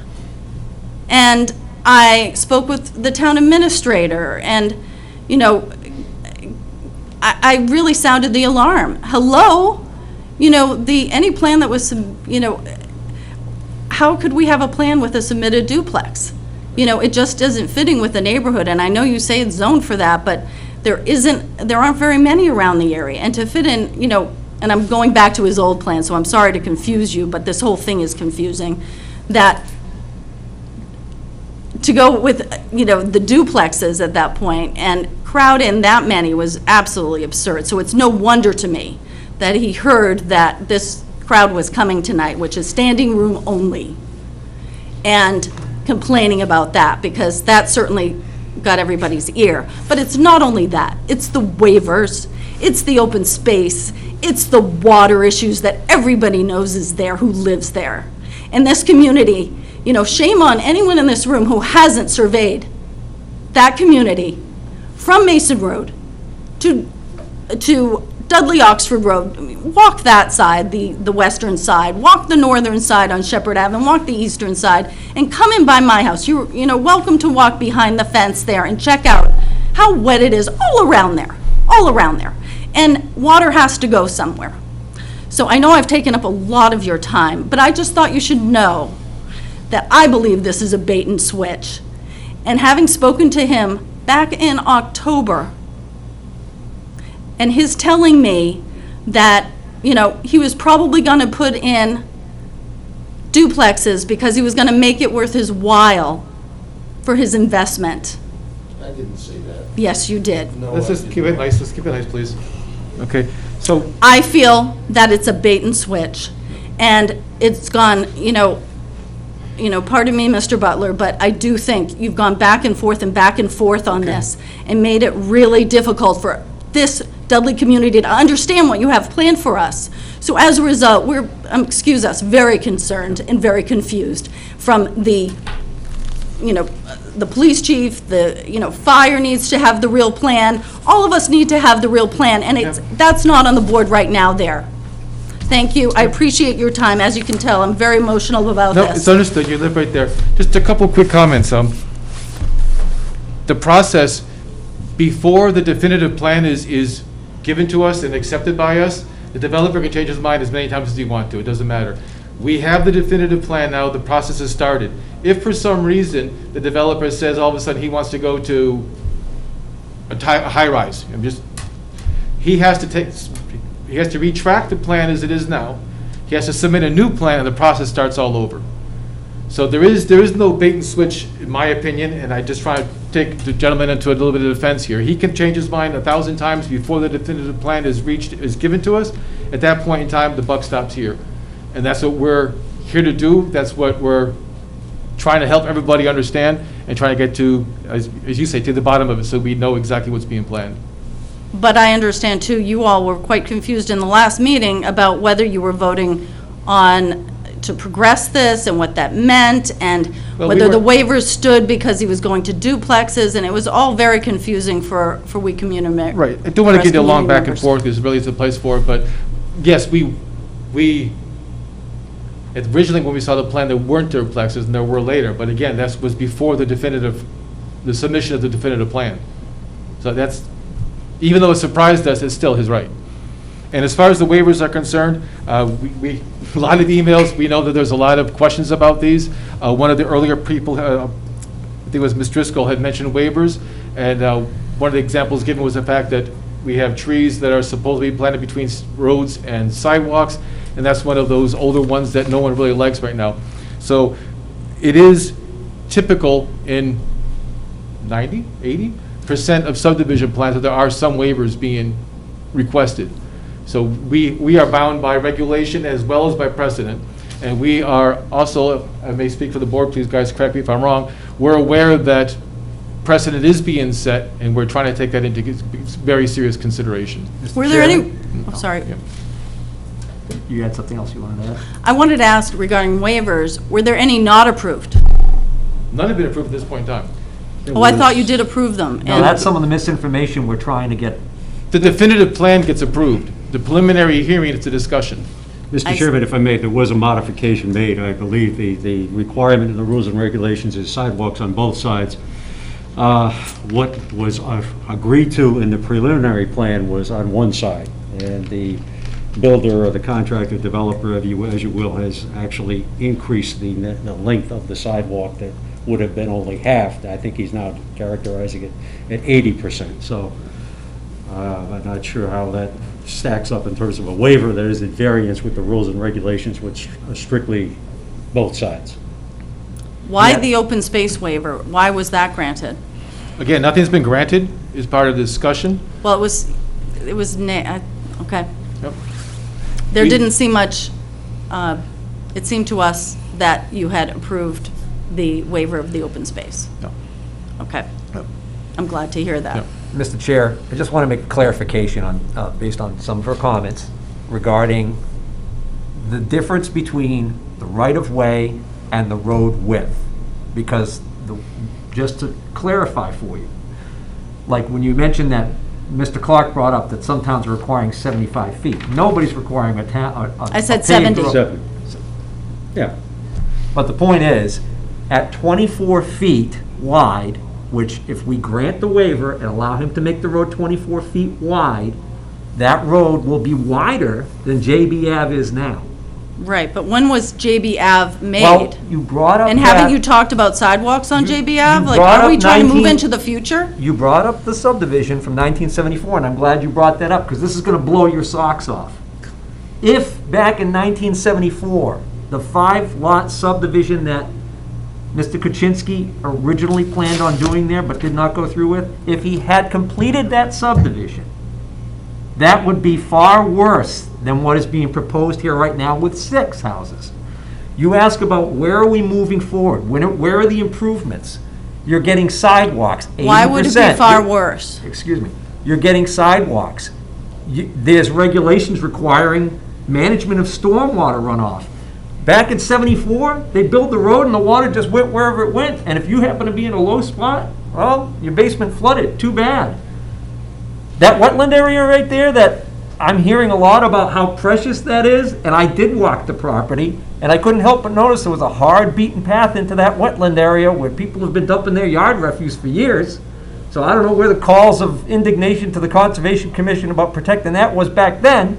But anyways, back in '74, that would have been filled in, bulldozed.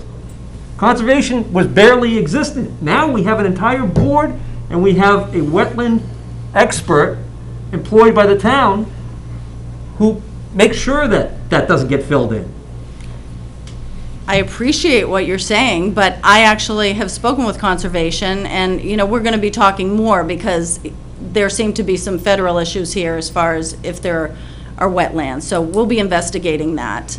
As far as referencing 1974, yeah, there's a lot good from 1974 and a lot bad.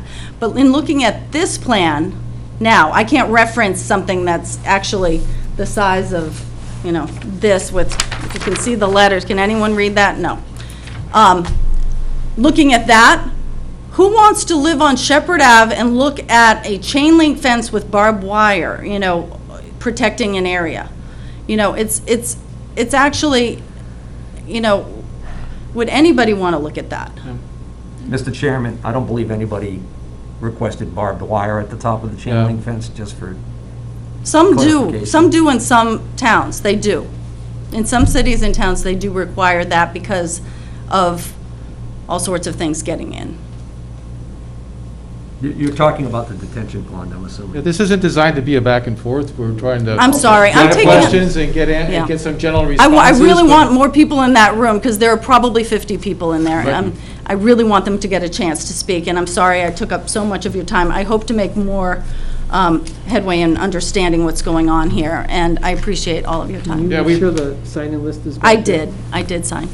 Where is the list now? Did I take it? I think you did. Ah. Thank you. Thank you. All right, thank you.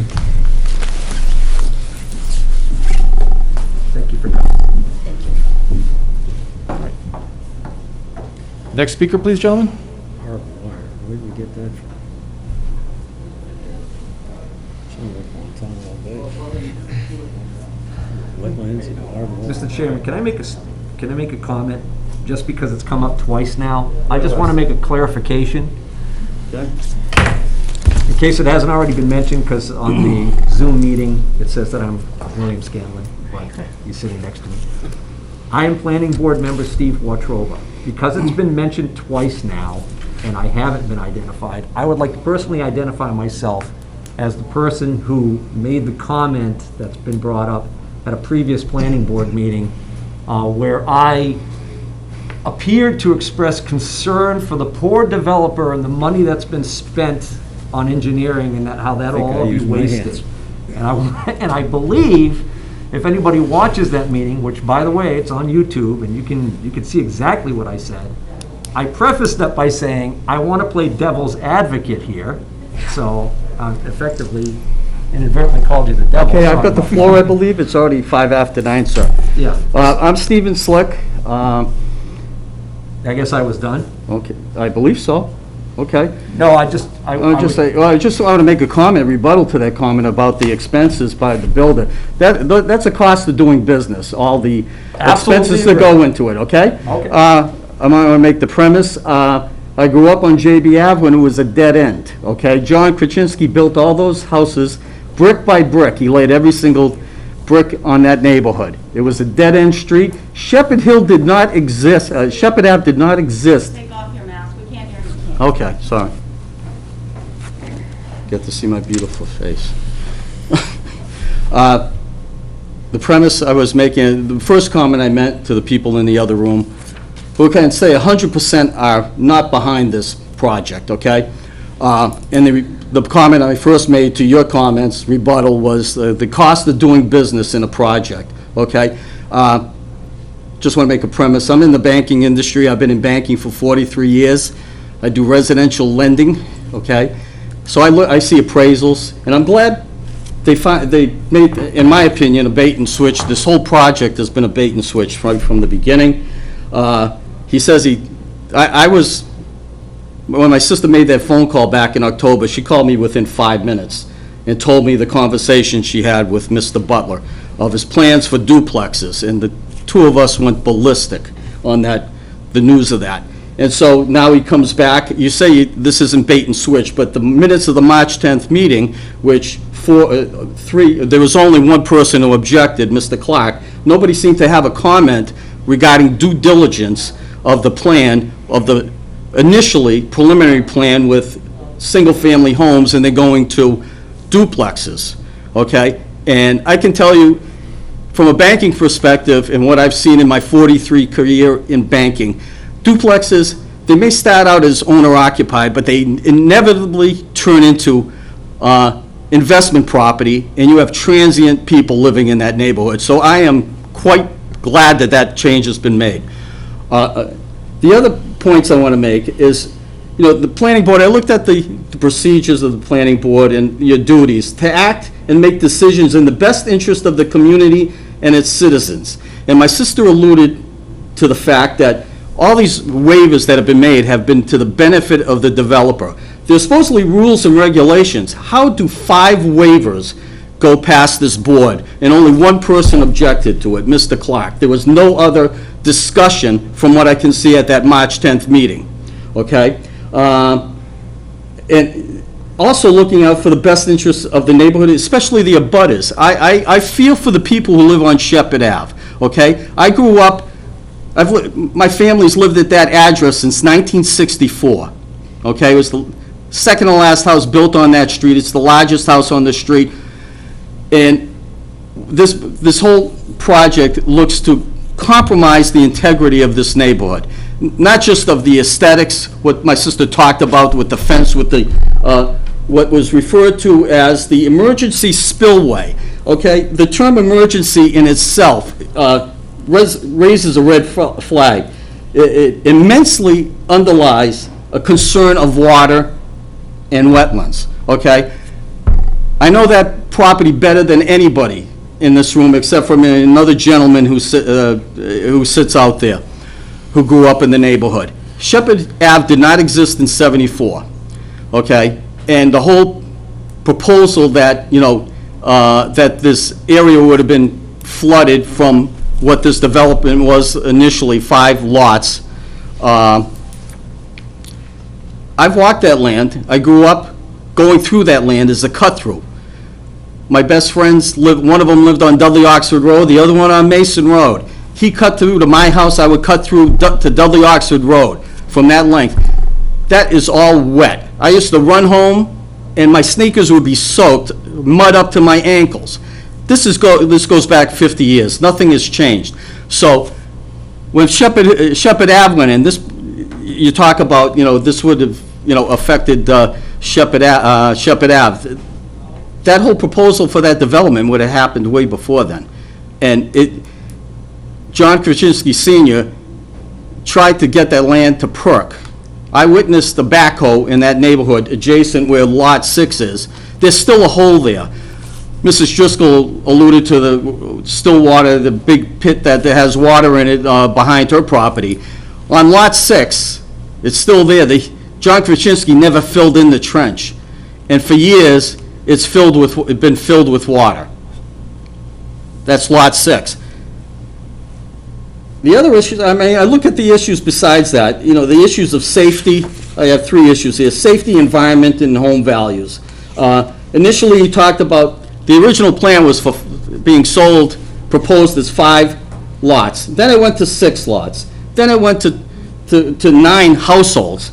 And the amount of cars, we talked about that, the safety issue.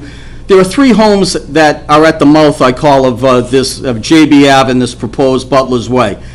In those 3 homes, the two homes, there were 2 kids in the Haggerty home. There were two kids in the other side, and there were also 2 or 3 kids the house directly coming out of there.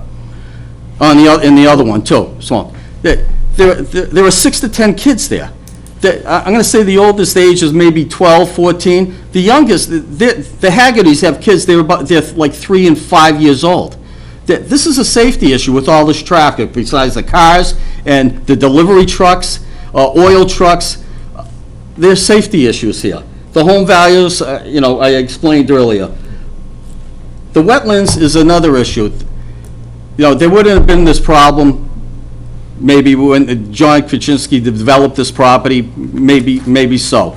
But the problem is Shepherd Ave didn't exist then. It exists now. And I feel for the people along Shepherd Ave that abut this property, because it's going to be wet. And I don't care what an engineer says, okay? Engineers make mistakes, okay? I see appraisals every day. I see mistakes by appraisers, okay? People make mistakes. Nobody's infallible. I'm not either, okay? And I don't believe them when they say what they're going to do with these, directing the water to the spillway. There are a lot of concerns here by the abutters, okay? And once these houses are up, okay, the developer's going to be gone back to Upton, okay, and he's going to leave these people with the problems.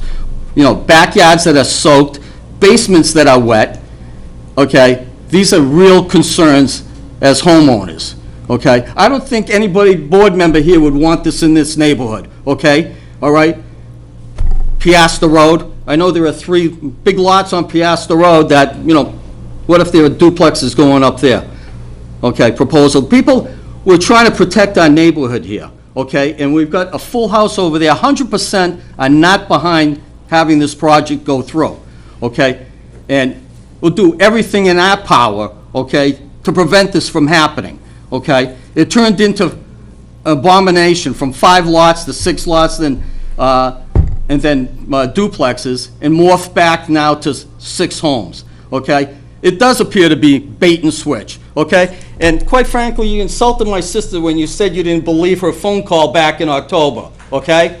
She didn't lie to you. You're a liar. You're a bait and switch. We need to be civil here. I'll be civil. We need to be civil. I am civil, okay? I'm speaking for all these people out there that some of them are afraid to speak, okay? Because I don't know if they're intimidated by this board. I'm not, okay? Gentlemen, you would not want this in your neighborhood, okay? And what they've got plans, the biggest thing is the water issue, okay? I don't believe the engineer, okay? I think we should have another study to see whether or not this is feasible. I don't think this project is feasible, okay? And quite frankly, if my father were here, okay, he was one of the largest taxpayers in the town of Dudley for years, okay? Retired surgeon, community leader, okay? And he also served on the school committee for 10 years. The plaque on Mason Road Elementary has his name on the building committee as chairman of the school committee, okay? And the integrity of this neighborhood is at stake. And besides that, the issues with the water, there's going to be underlying problems that will be, maybe not be for immediately, but in time, there are going to be problems that are going to happen here.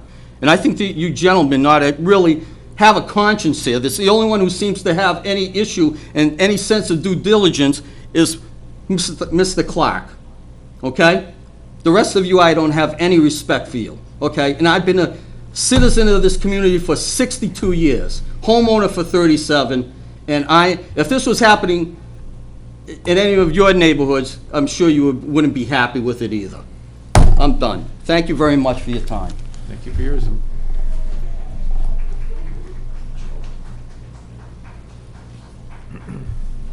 Next contestant.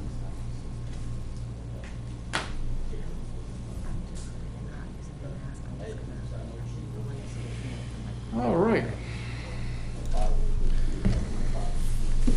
Mike calling some civility and calling on deaf ears here. I'm going to take a bathroom break. You're about 15 minutes short of the 9:30 mark.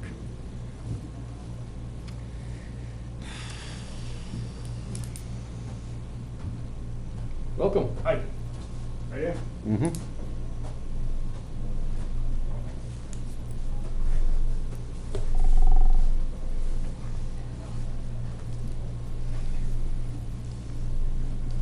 My name's Jeff Smith.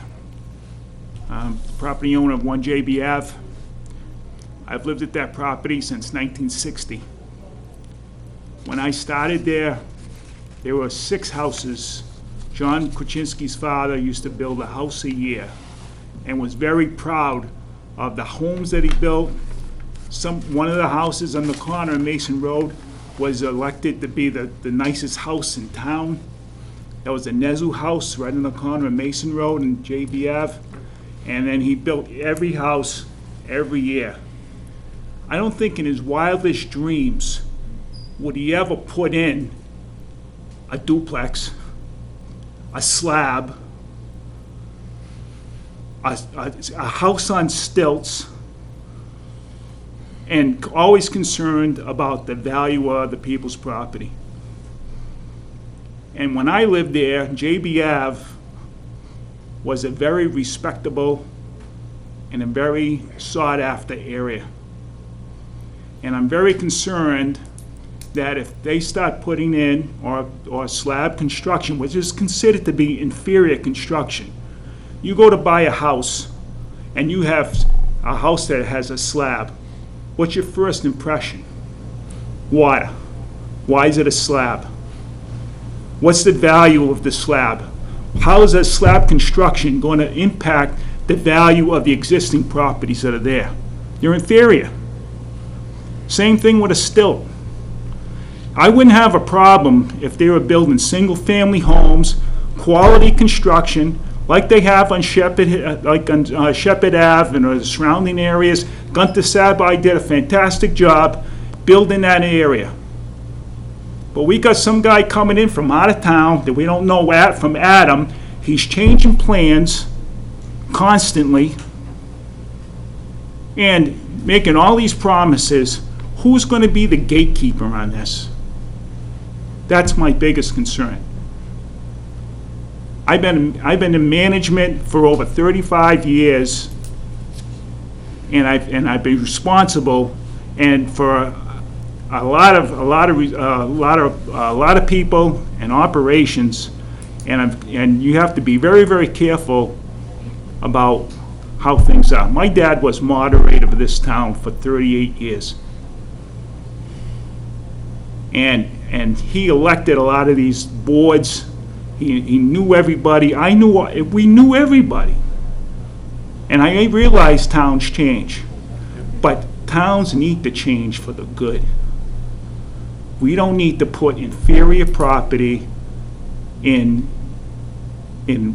desirable areas. That's the last thing we need to do. The other issue I have is wetlands. These properties, at least where we're built on 1 JBF, it's hard pan. There's no drainage. Water has been constantly an issue there. There was about 10 years ago, there was some development, there was a construction on Mason Road. And they hit something, they changed the water table. And since then, we've gotten so much, I've been through 3 sub pumps. If I go to sell this property, what's my value going to be? I have to disclose this. If anyone in this area has to sell their property, and you're going to be selling your property with houses on slabs, with houses on stilts, with well-known, we're all doing the dance, the wetland dance, it's stupid. It doesn't even make sense. So I have a real concern about property values. And the other side of that is JB Ave was, Steve Slick mentioned it, was a dead-end road for years. They cut it through when Gunther Sabai came in, and then now it's become a cut-through road. And there's a lot of traffic. There's a lot of kids. And then you got a cul-de-sac that's going to be dumping into this. And there's a big concern. There's a safety concern. At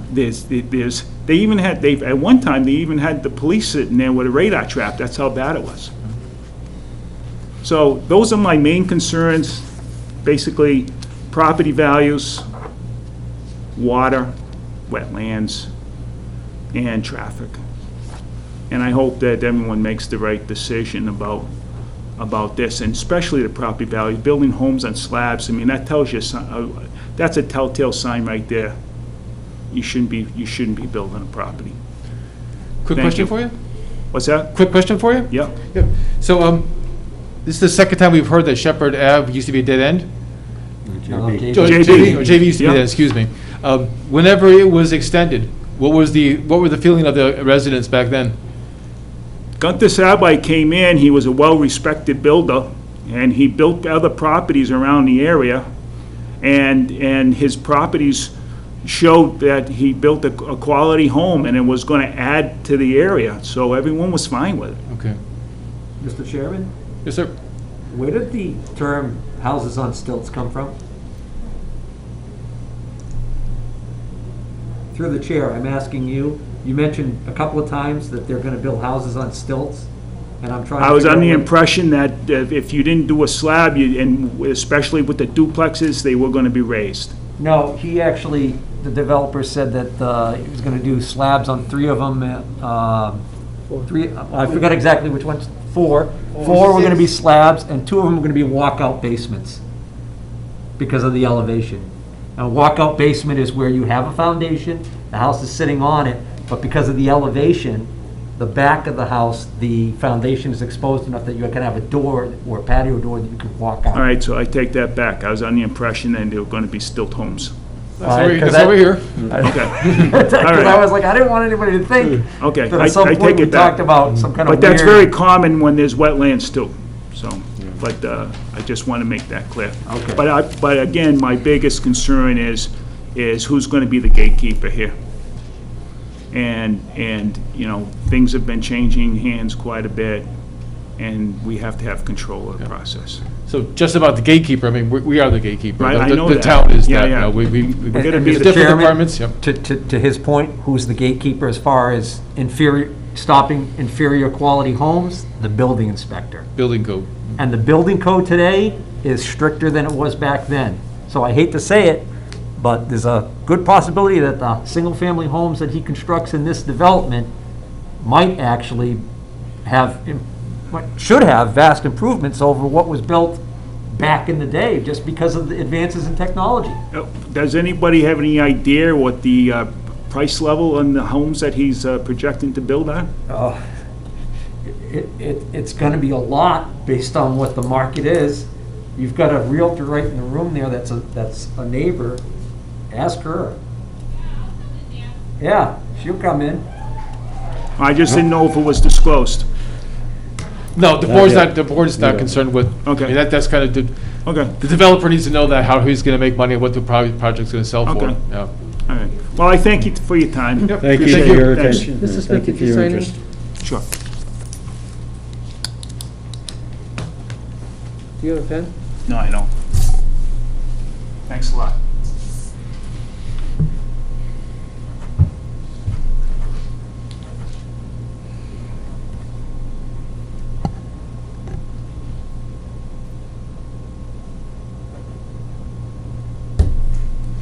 Here you go. Thank you. Thank you. Thanks again. Yep.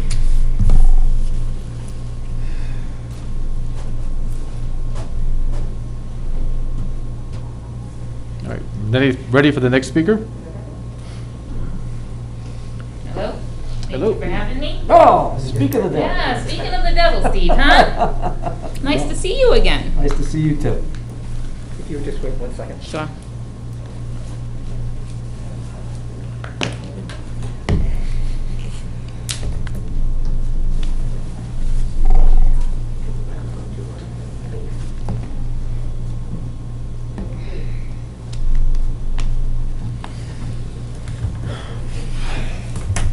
When am I signing in?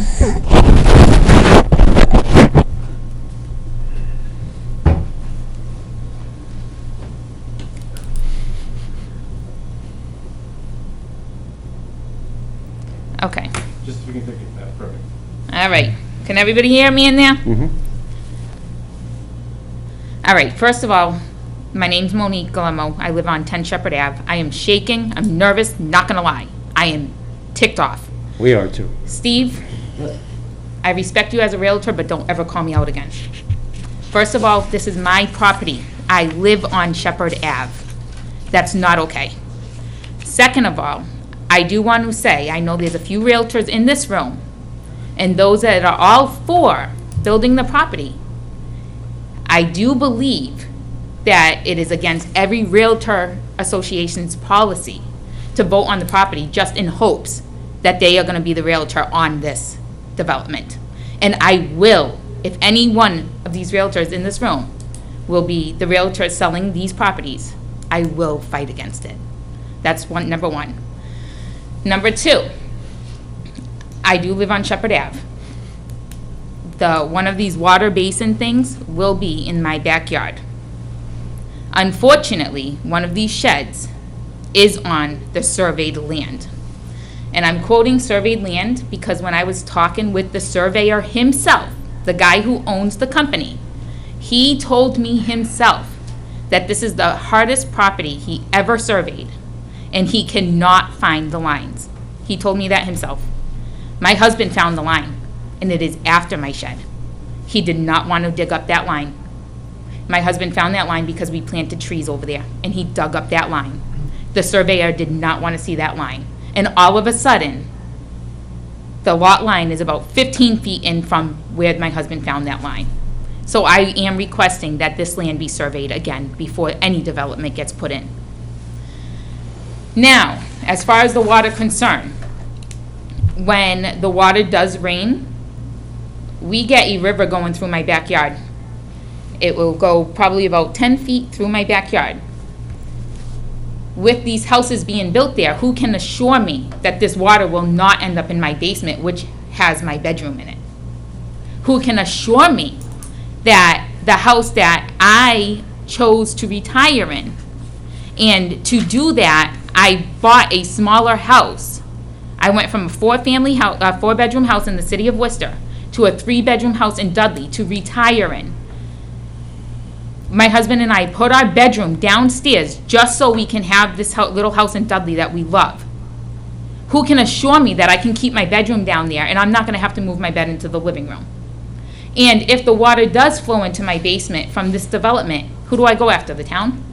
The developer? Who do I sue? Because I need to get money back to fix my basement, correct? Because when I bought this house, there was no houses back there.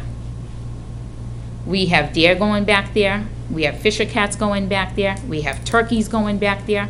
Just last month, my husband and I sat and watched all day, 5 deers back there. 5, all day. We were taking binoculars, we were watching them.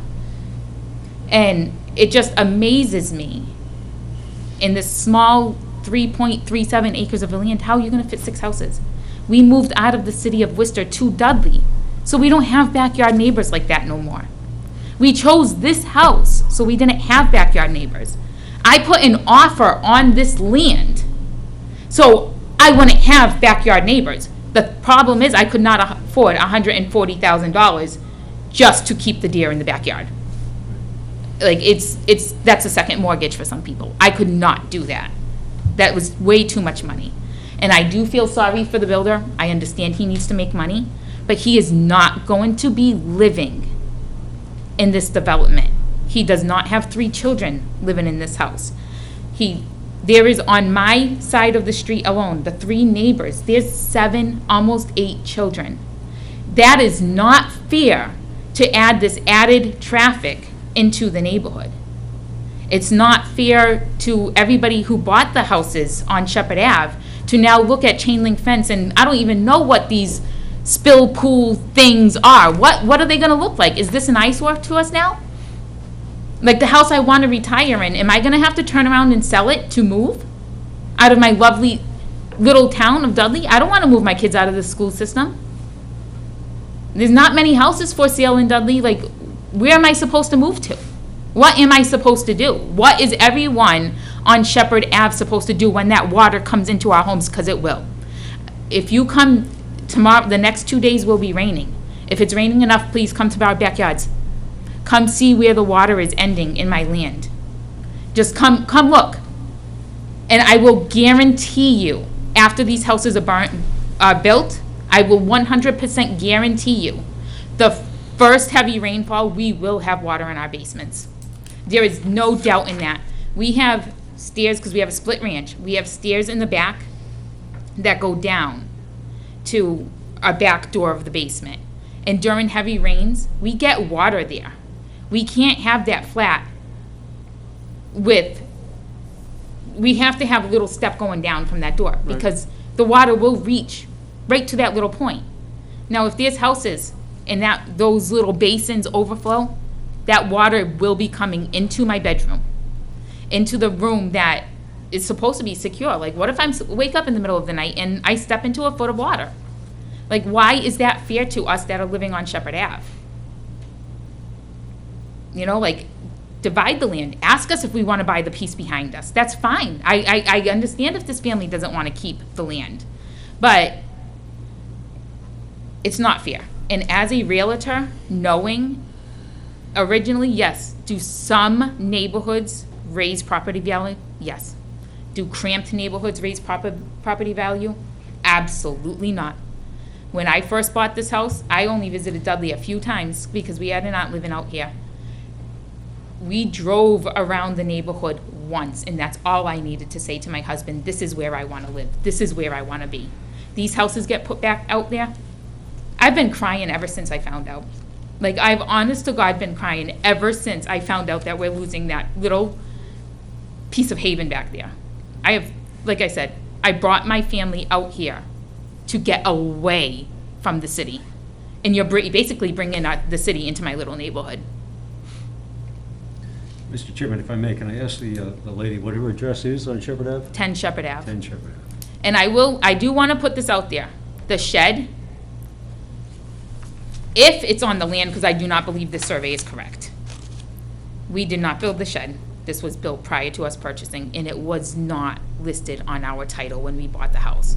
So we had zero idea if this is the true survey. We had no idea that our shed was on the other land. But I will say, my husband found that line, exactly where we planted our arborvitae trees. And there is a stone wall back there, which back in the day, that was the property line, correct? Yeah, the survey should be an easy thing to figure out. I mean, nowadays, they actually use GPS. He took weeks. Did he have any kind of a GPS system, or was he just I don't know how he did it, but he admitted to me that this is the hardest lot he's surveyed, and that he was having the hardest time figuring out the lines. And that's why I'm asking for a redo on the survey before any plans get admitted. Yep. Understood at that point. Yep. Okay. Mr. Chair, I have a question. Yep. Through the chair, do you happen to know whether or not, on Shepherd Ave, your house and those houses right next to each other, they look like they're all very similar in lot size? Mm-hmm. Do you happen to know how many square feet those lots are? Off the top of my head, no. No? Okay. It's been I wasn't a realtor when I bought the house. I really did not. I'm not gonna lie, I did not pay attention. I was so excited to move into the neighborhood. Right. That's all I can say. And Steve, I don't appreciate you calling me out like that. And That was very unfair. And I actually got to tell you, I felt like you kind of insinuated that I have some kind of a deal going with these gentlemen here, and that my intention is that I'm. Well, gonna get them for listed. somebody that does not live in the neighborhood, you're a little bit too for them. You really need to pay attention to what the people in the community are saying to you, and not only go for the builder, because it's not always about the houses and the land. Okay. And I'm sorry to call you out like that, but you called me out like that, and I do not appreciate it. And I will stand up for myself, and I will stand up for my Well, community. I apologize. I wasn't calling you out as a Mr. Chairman, I liar think or this insinuating that conversation there was might some be kind out of order at this of, point. you know. I don't want to sound it. Yes, and I am asking you to open your mind. As somebody whose sons like to four-wheel around their neighborhoods and have fun in their neighborhoods, think about all the kids' lives that you're basically stopping right now. I understand it's not their land to go on, but they do explore in that land. They do pick up little bugs from that land. And like I said, I did want to purchase that land to continue that.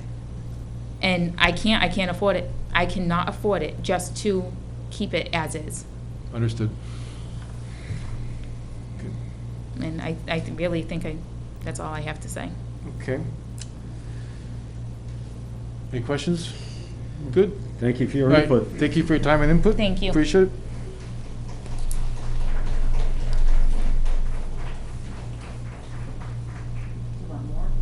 Yes, please. Yeah.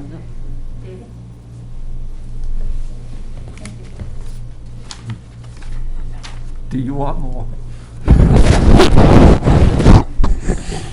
Maybe it wasn't the best question, sorry. Yeah, I think we missed our potty break here, too. If you You want to take 5 minutes?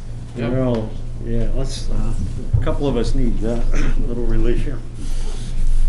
excuse us. Guess we should wait until after that. Hello. We theoretically don't have a quorum right now. so we Everybody's have to- taking a break? Yeah, we just have to wait a couple minutes for those guys, if you don't mind. I guess I should go now while I get the opportunity. I was gonna hold it for staff. Dan, how long do you want to go for? It's about 25 of 10. Now that we're rolling, I really don't want to stop. I understand that we have a hard stop at 10. We can ask the board and just take a Okay. a vote when they get back.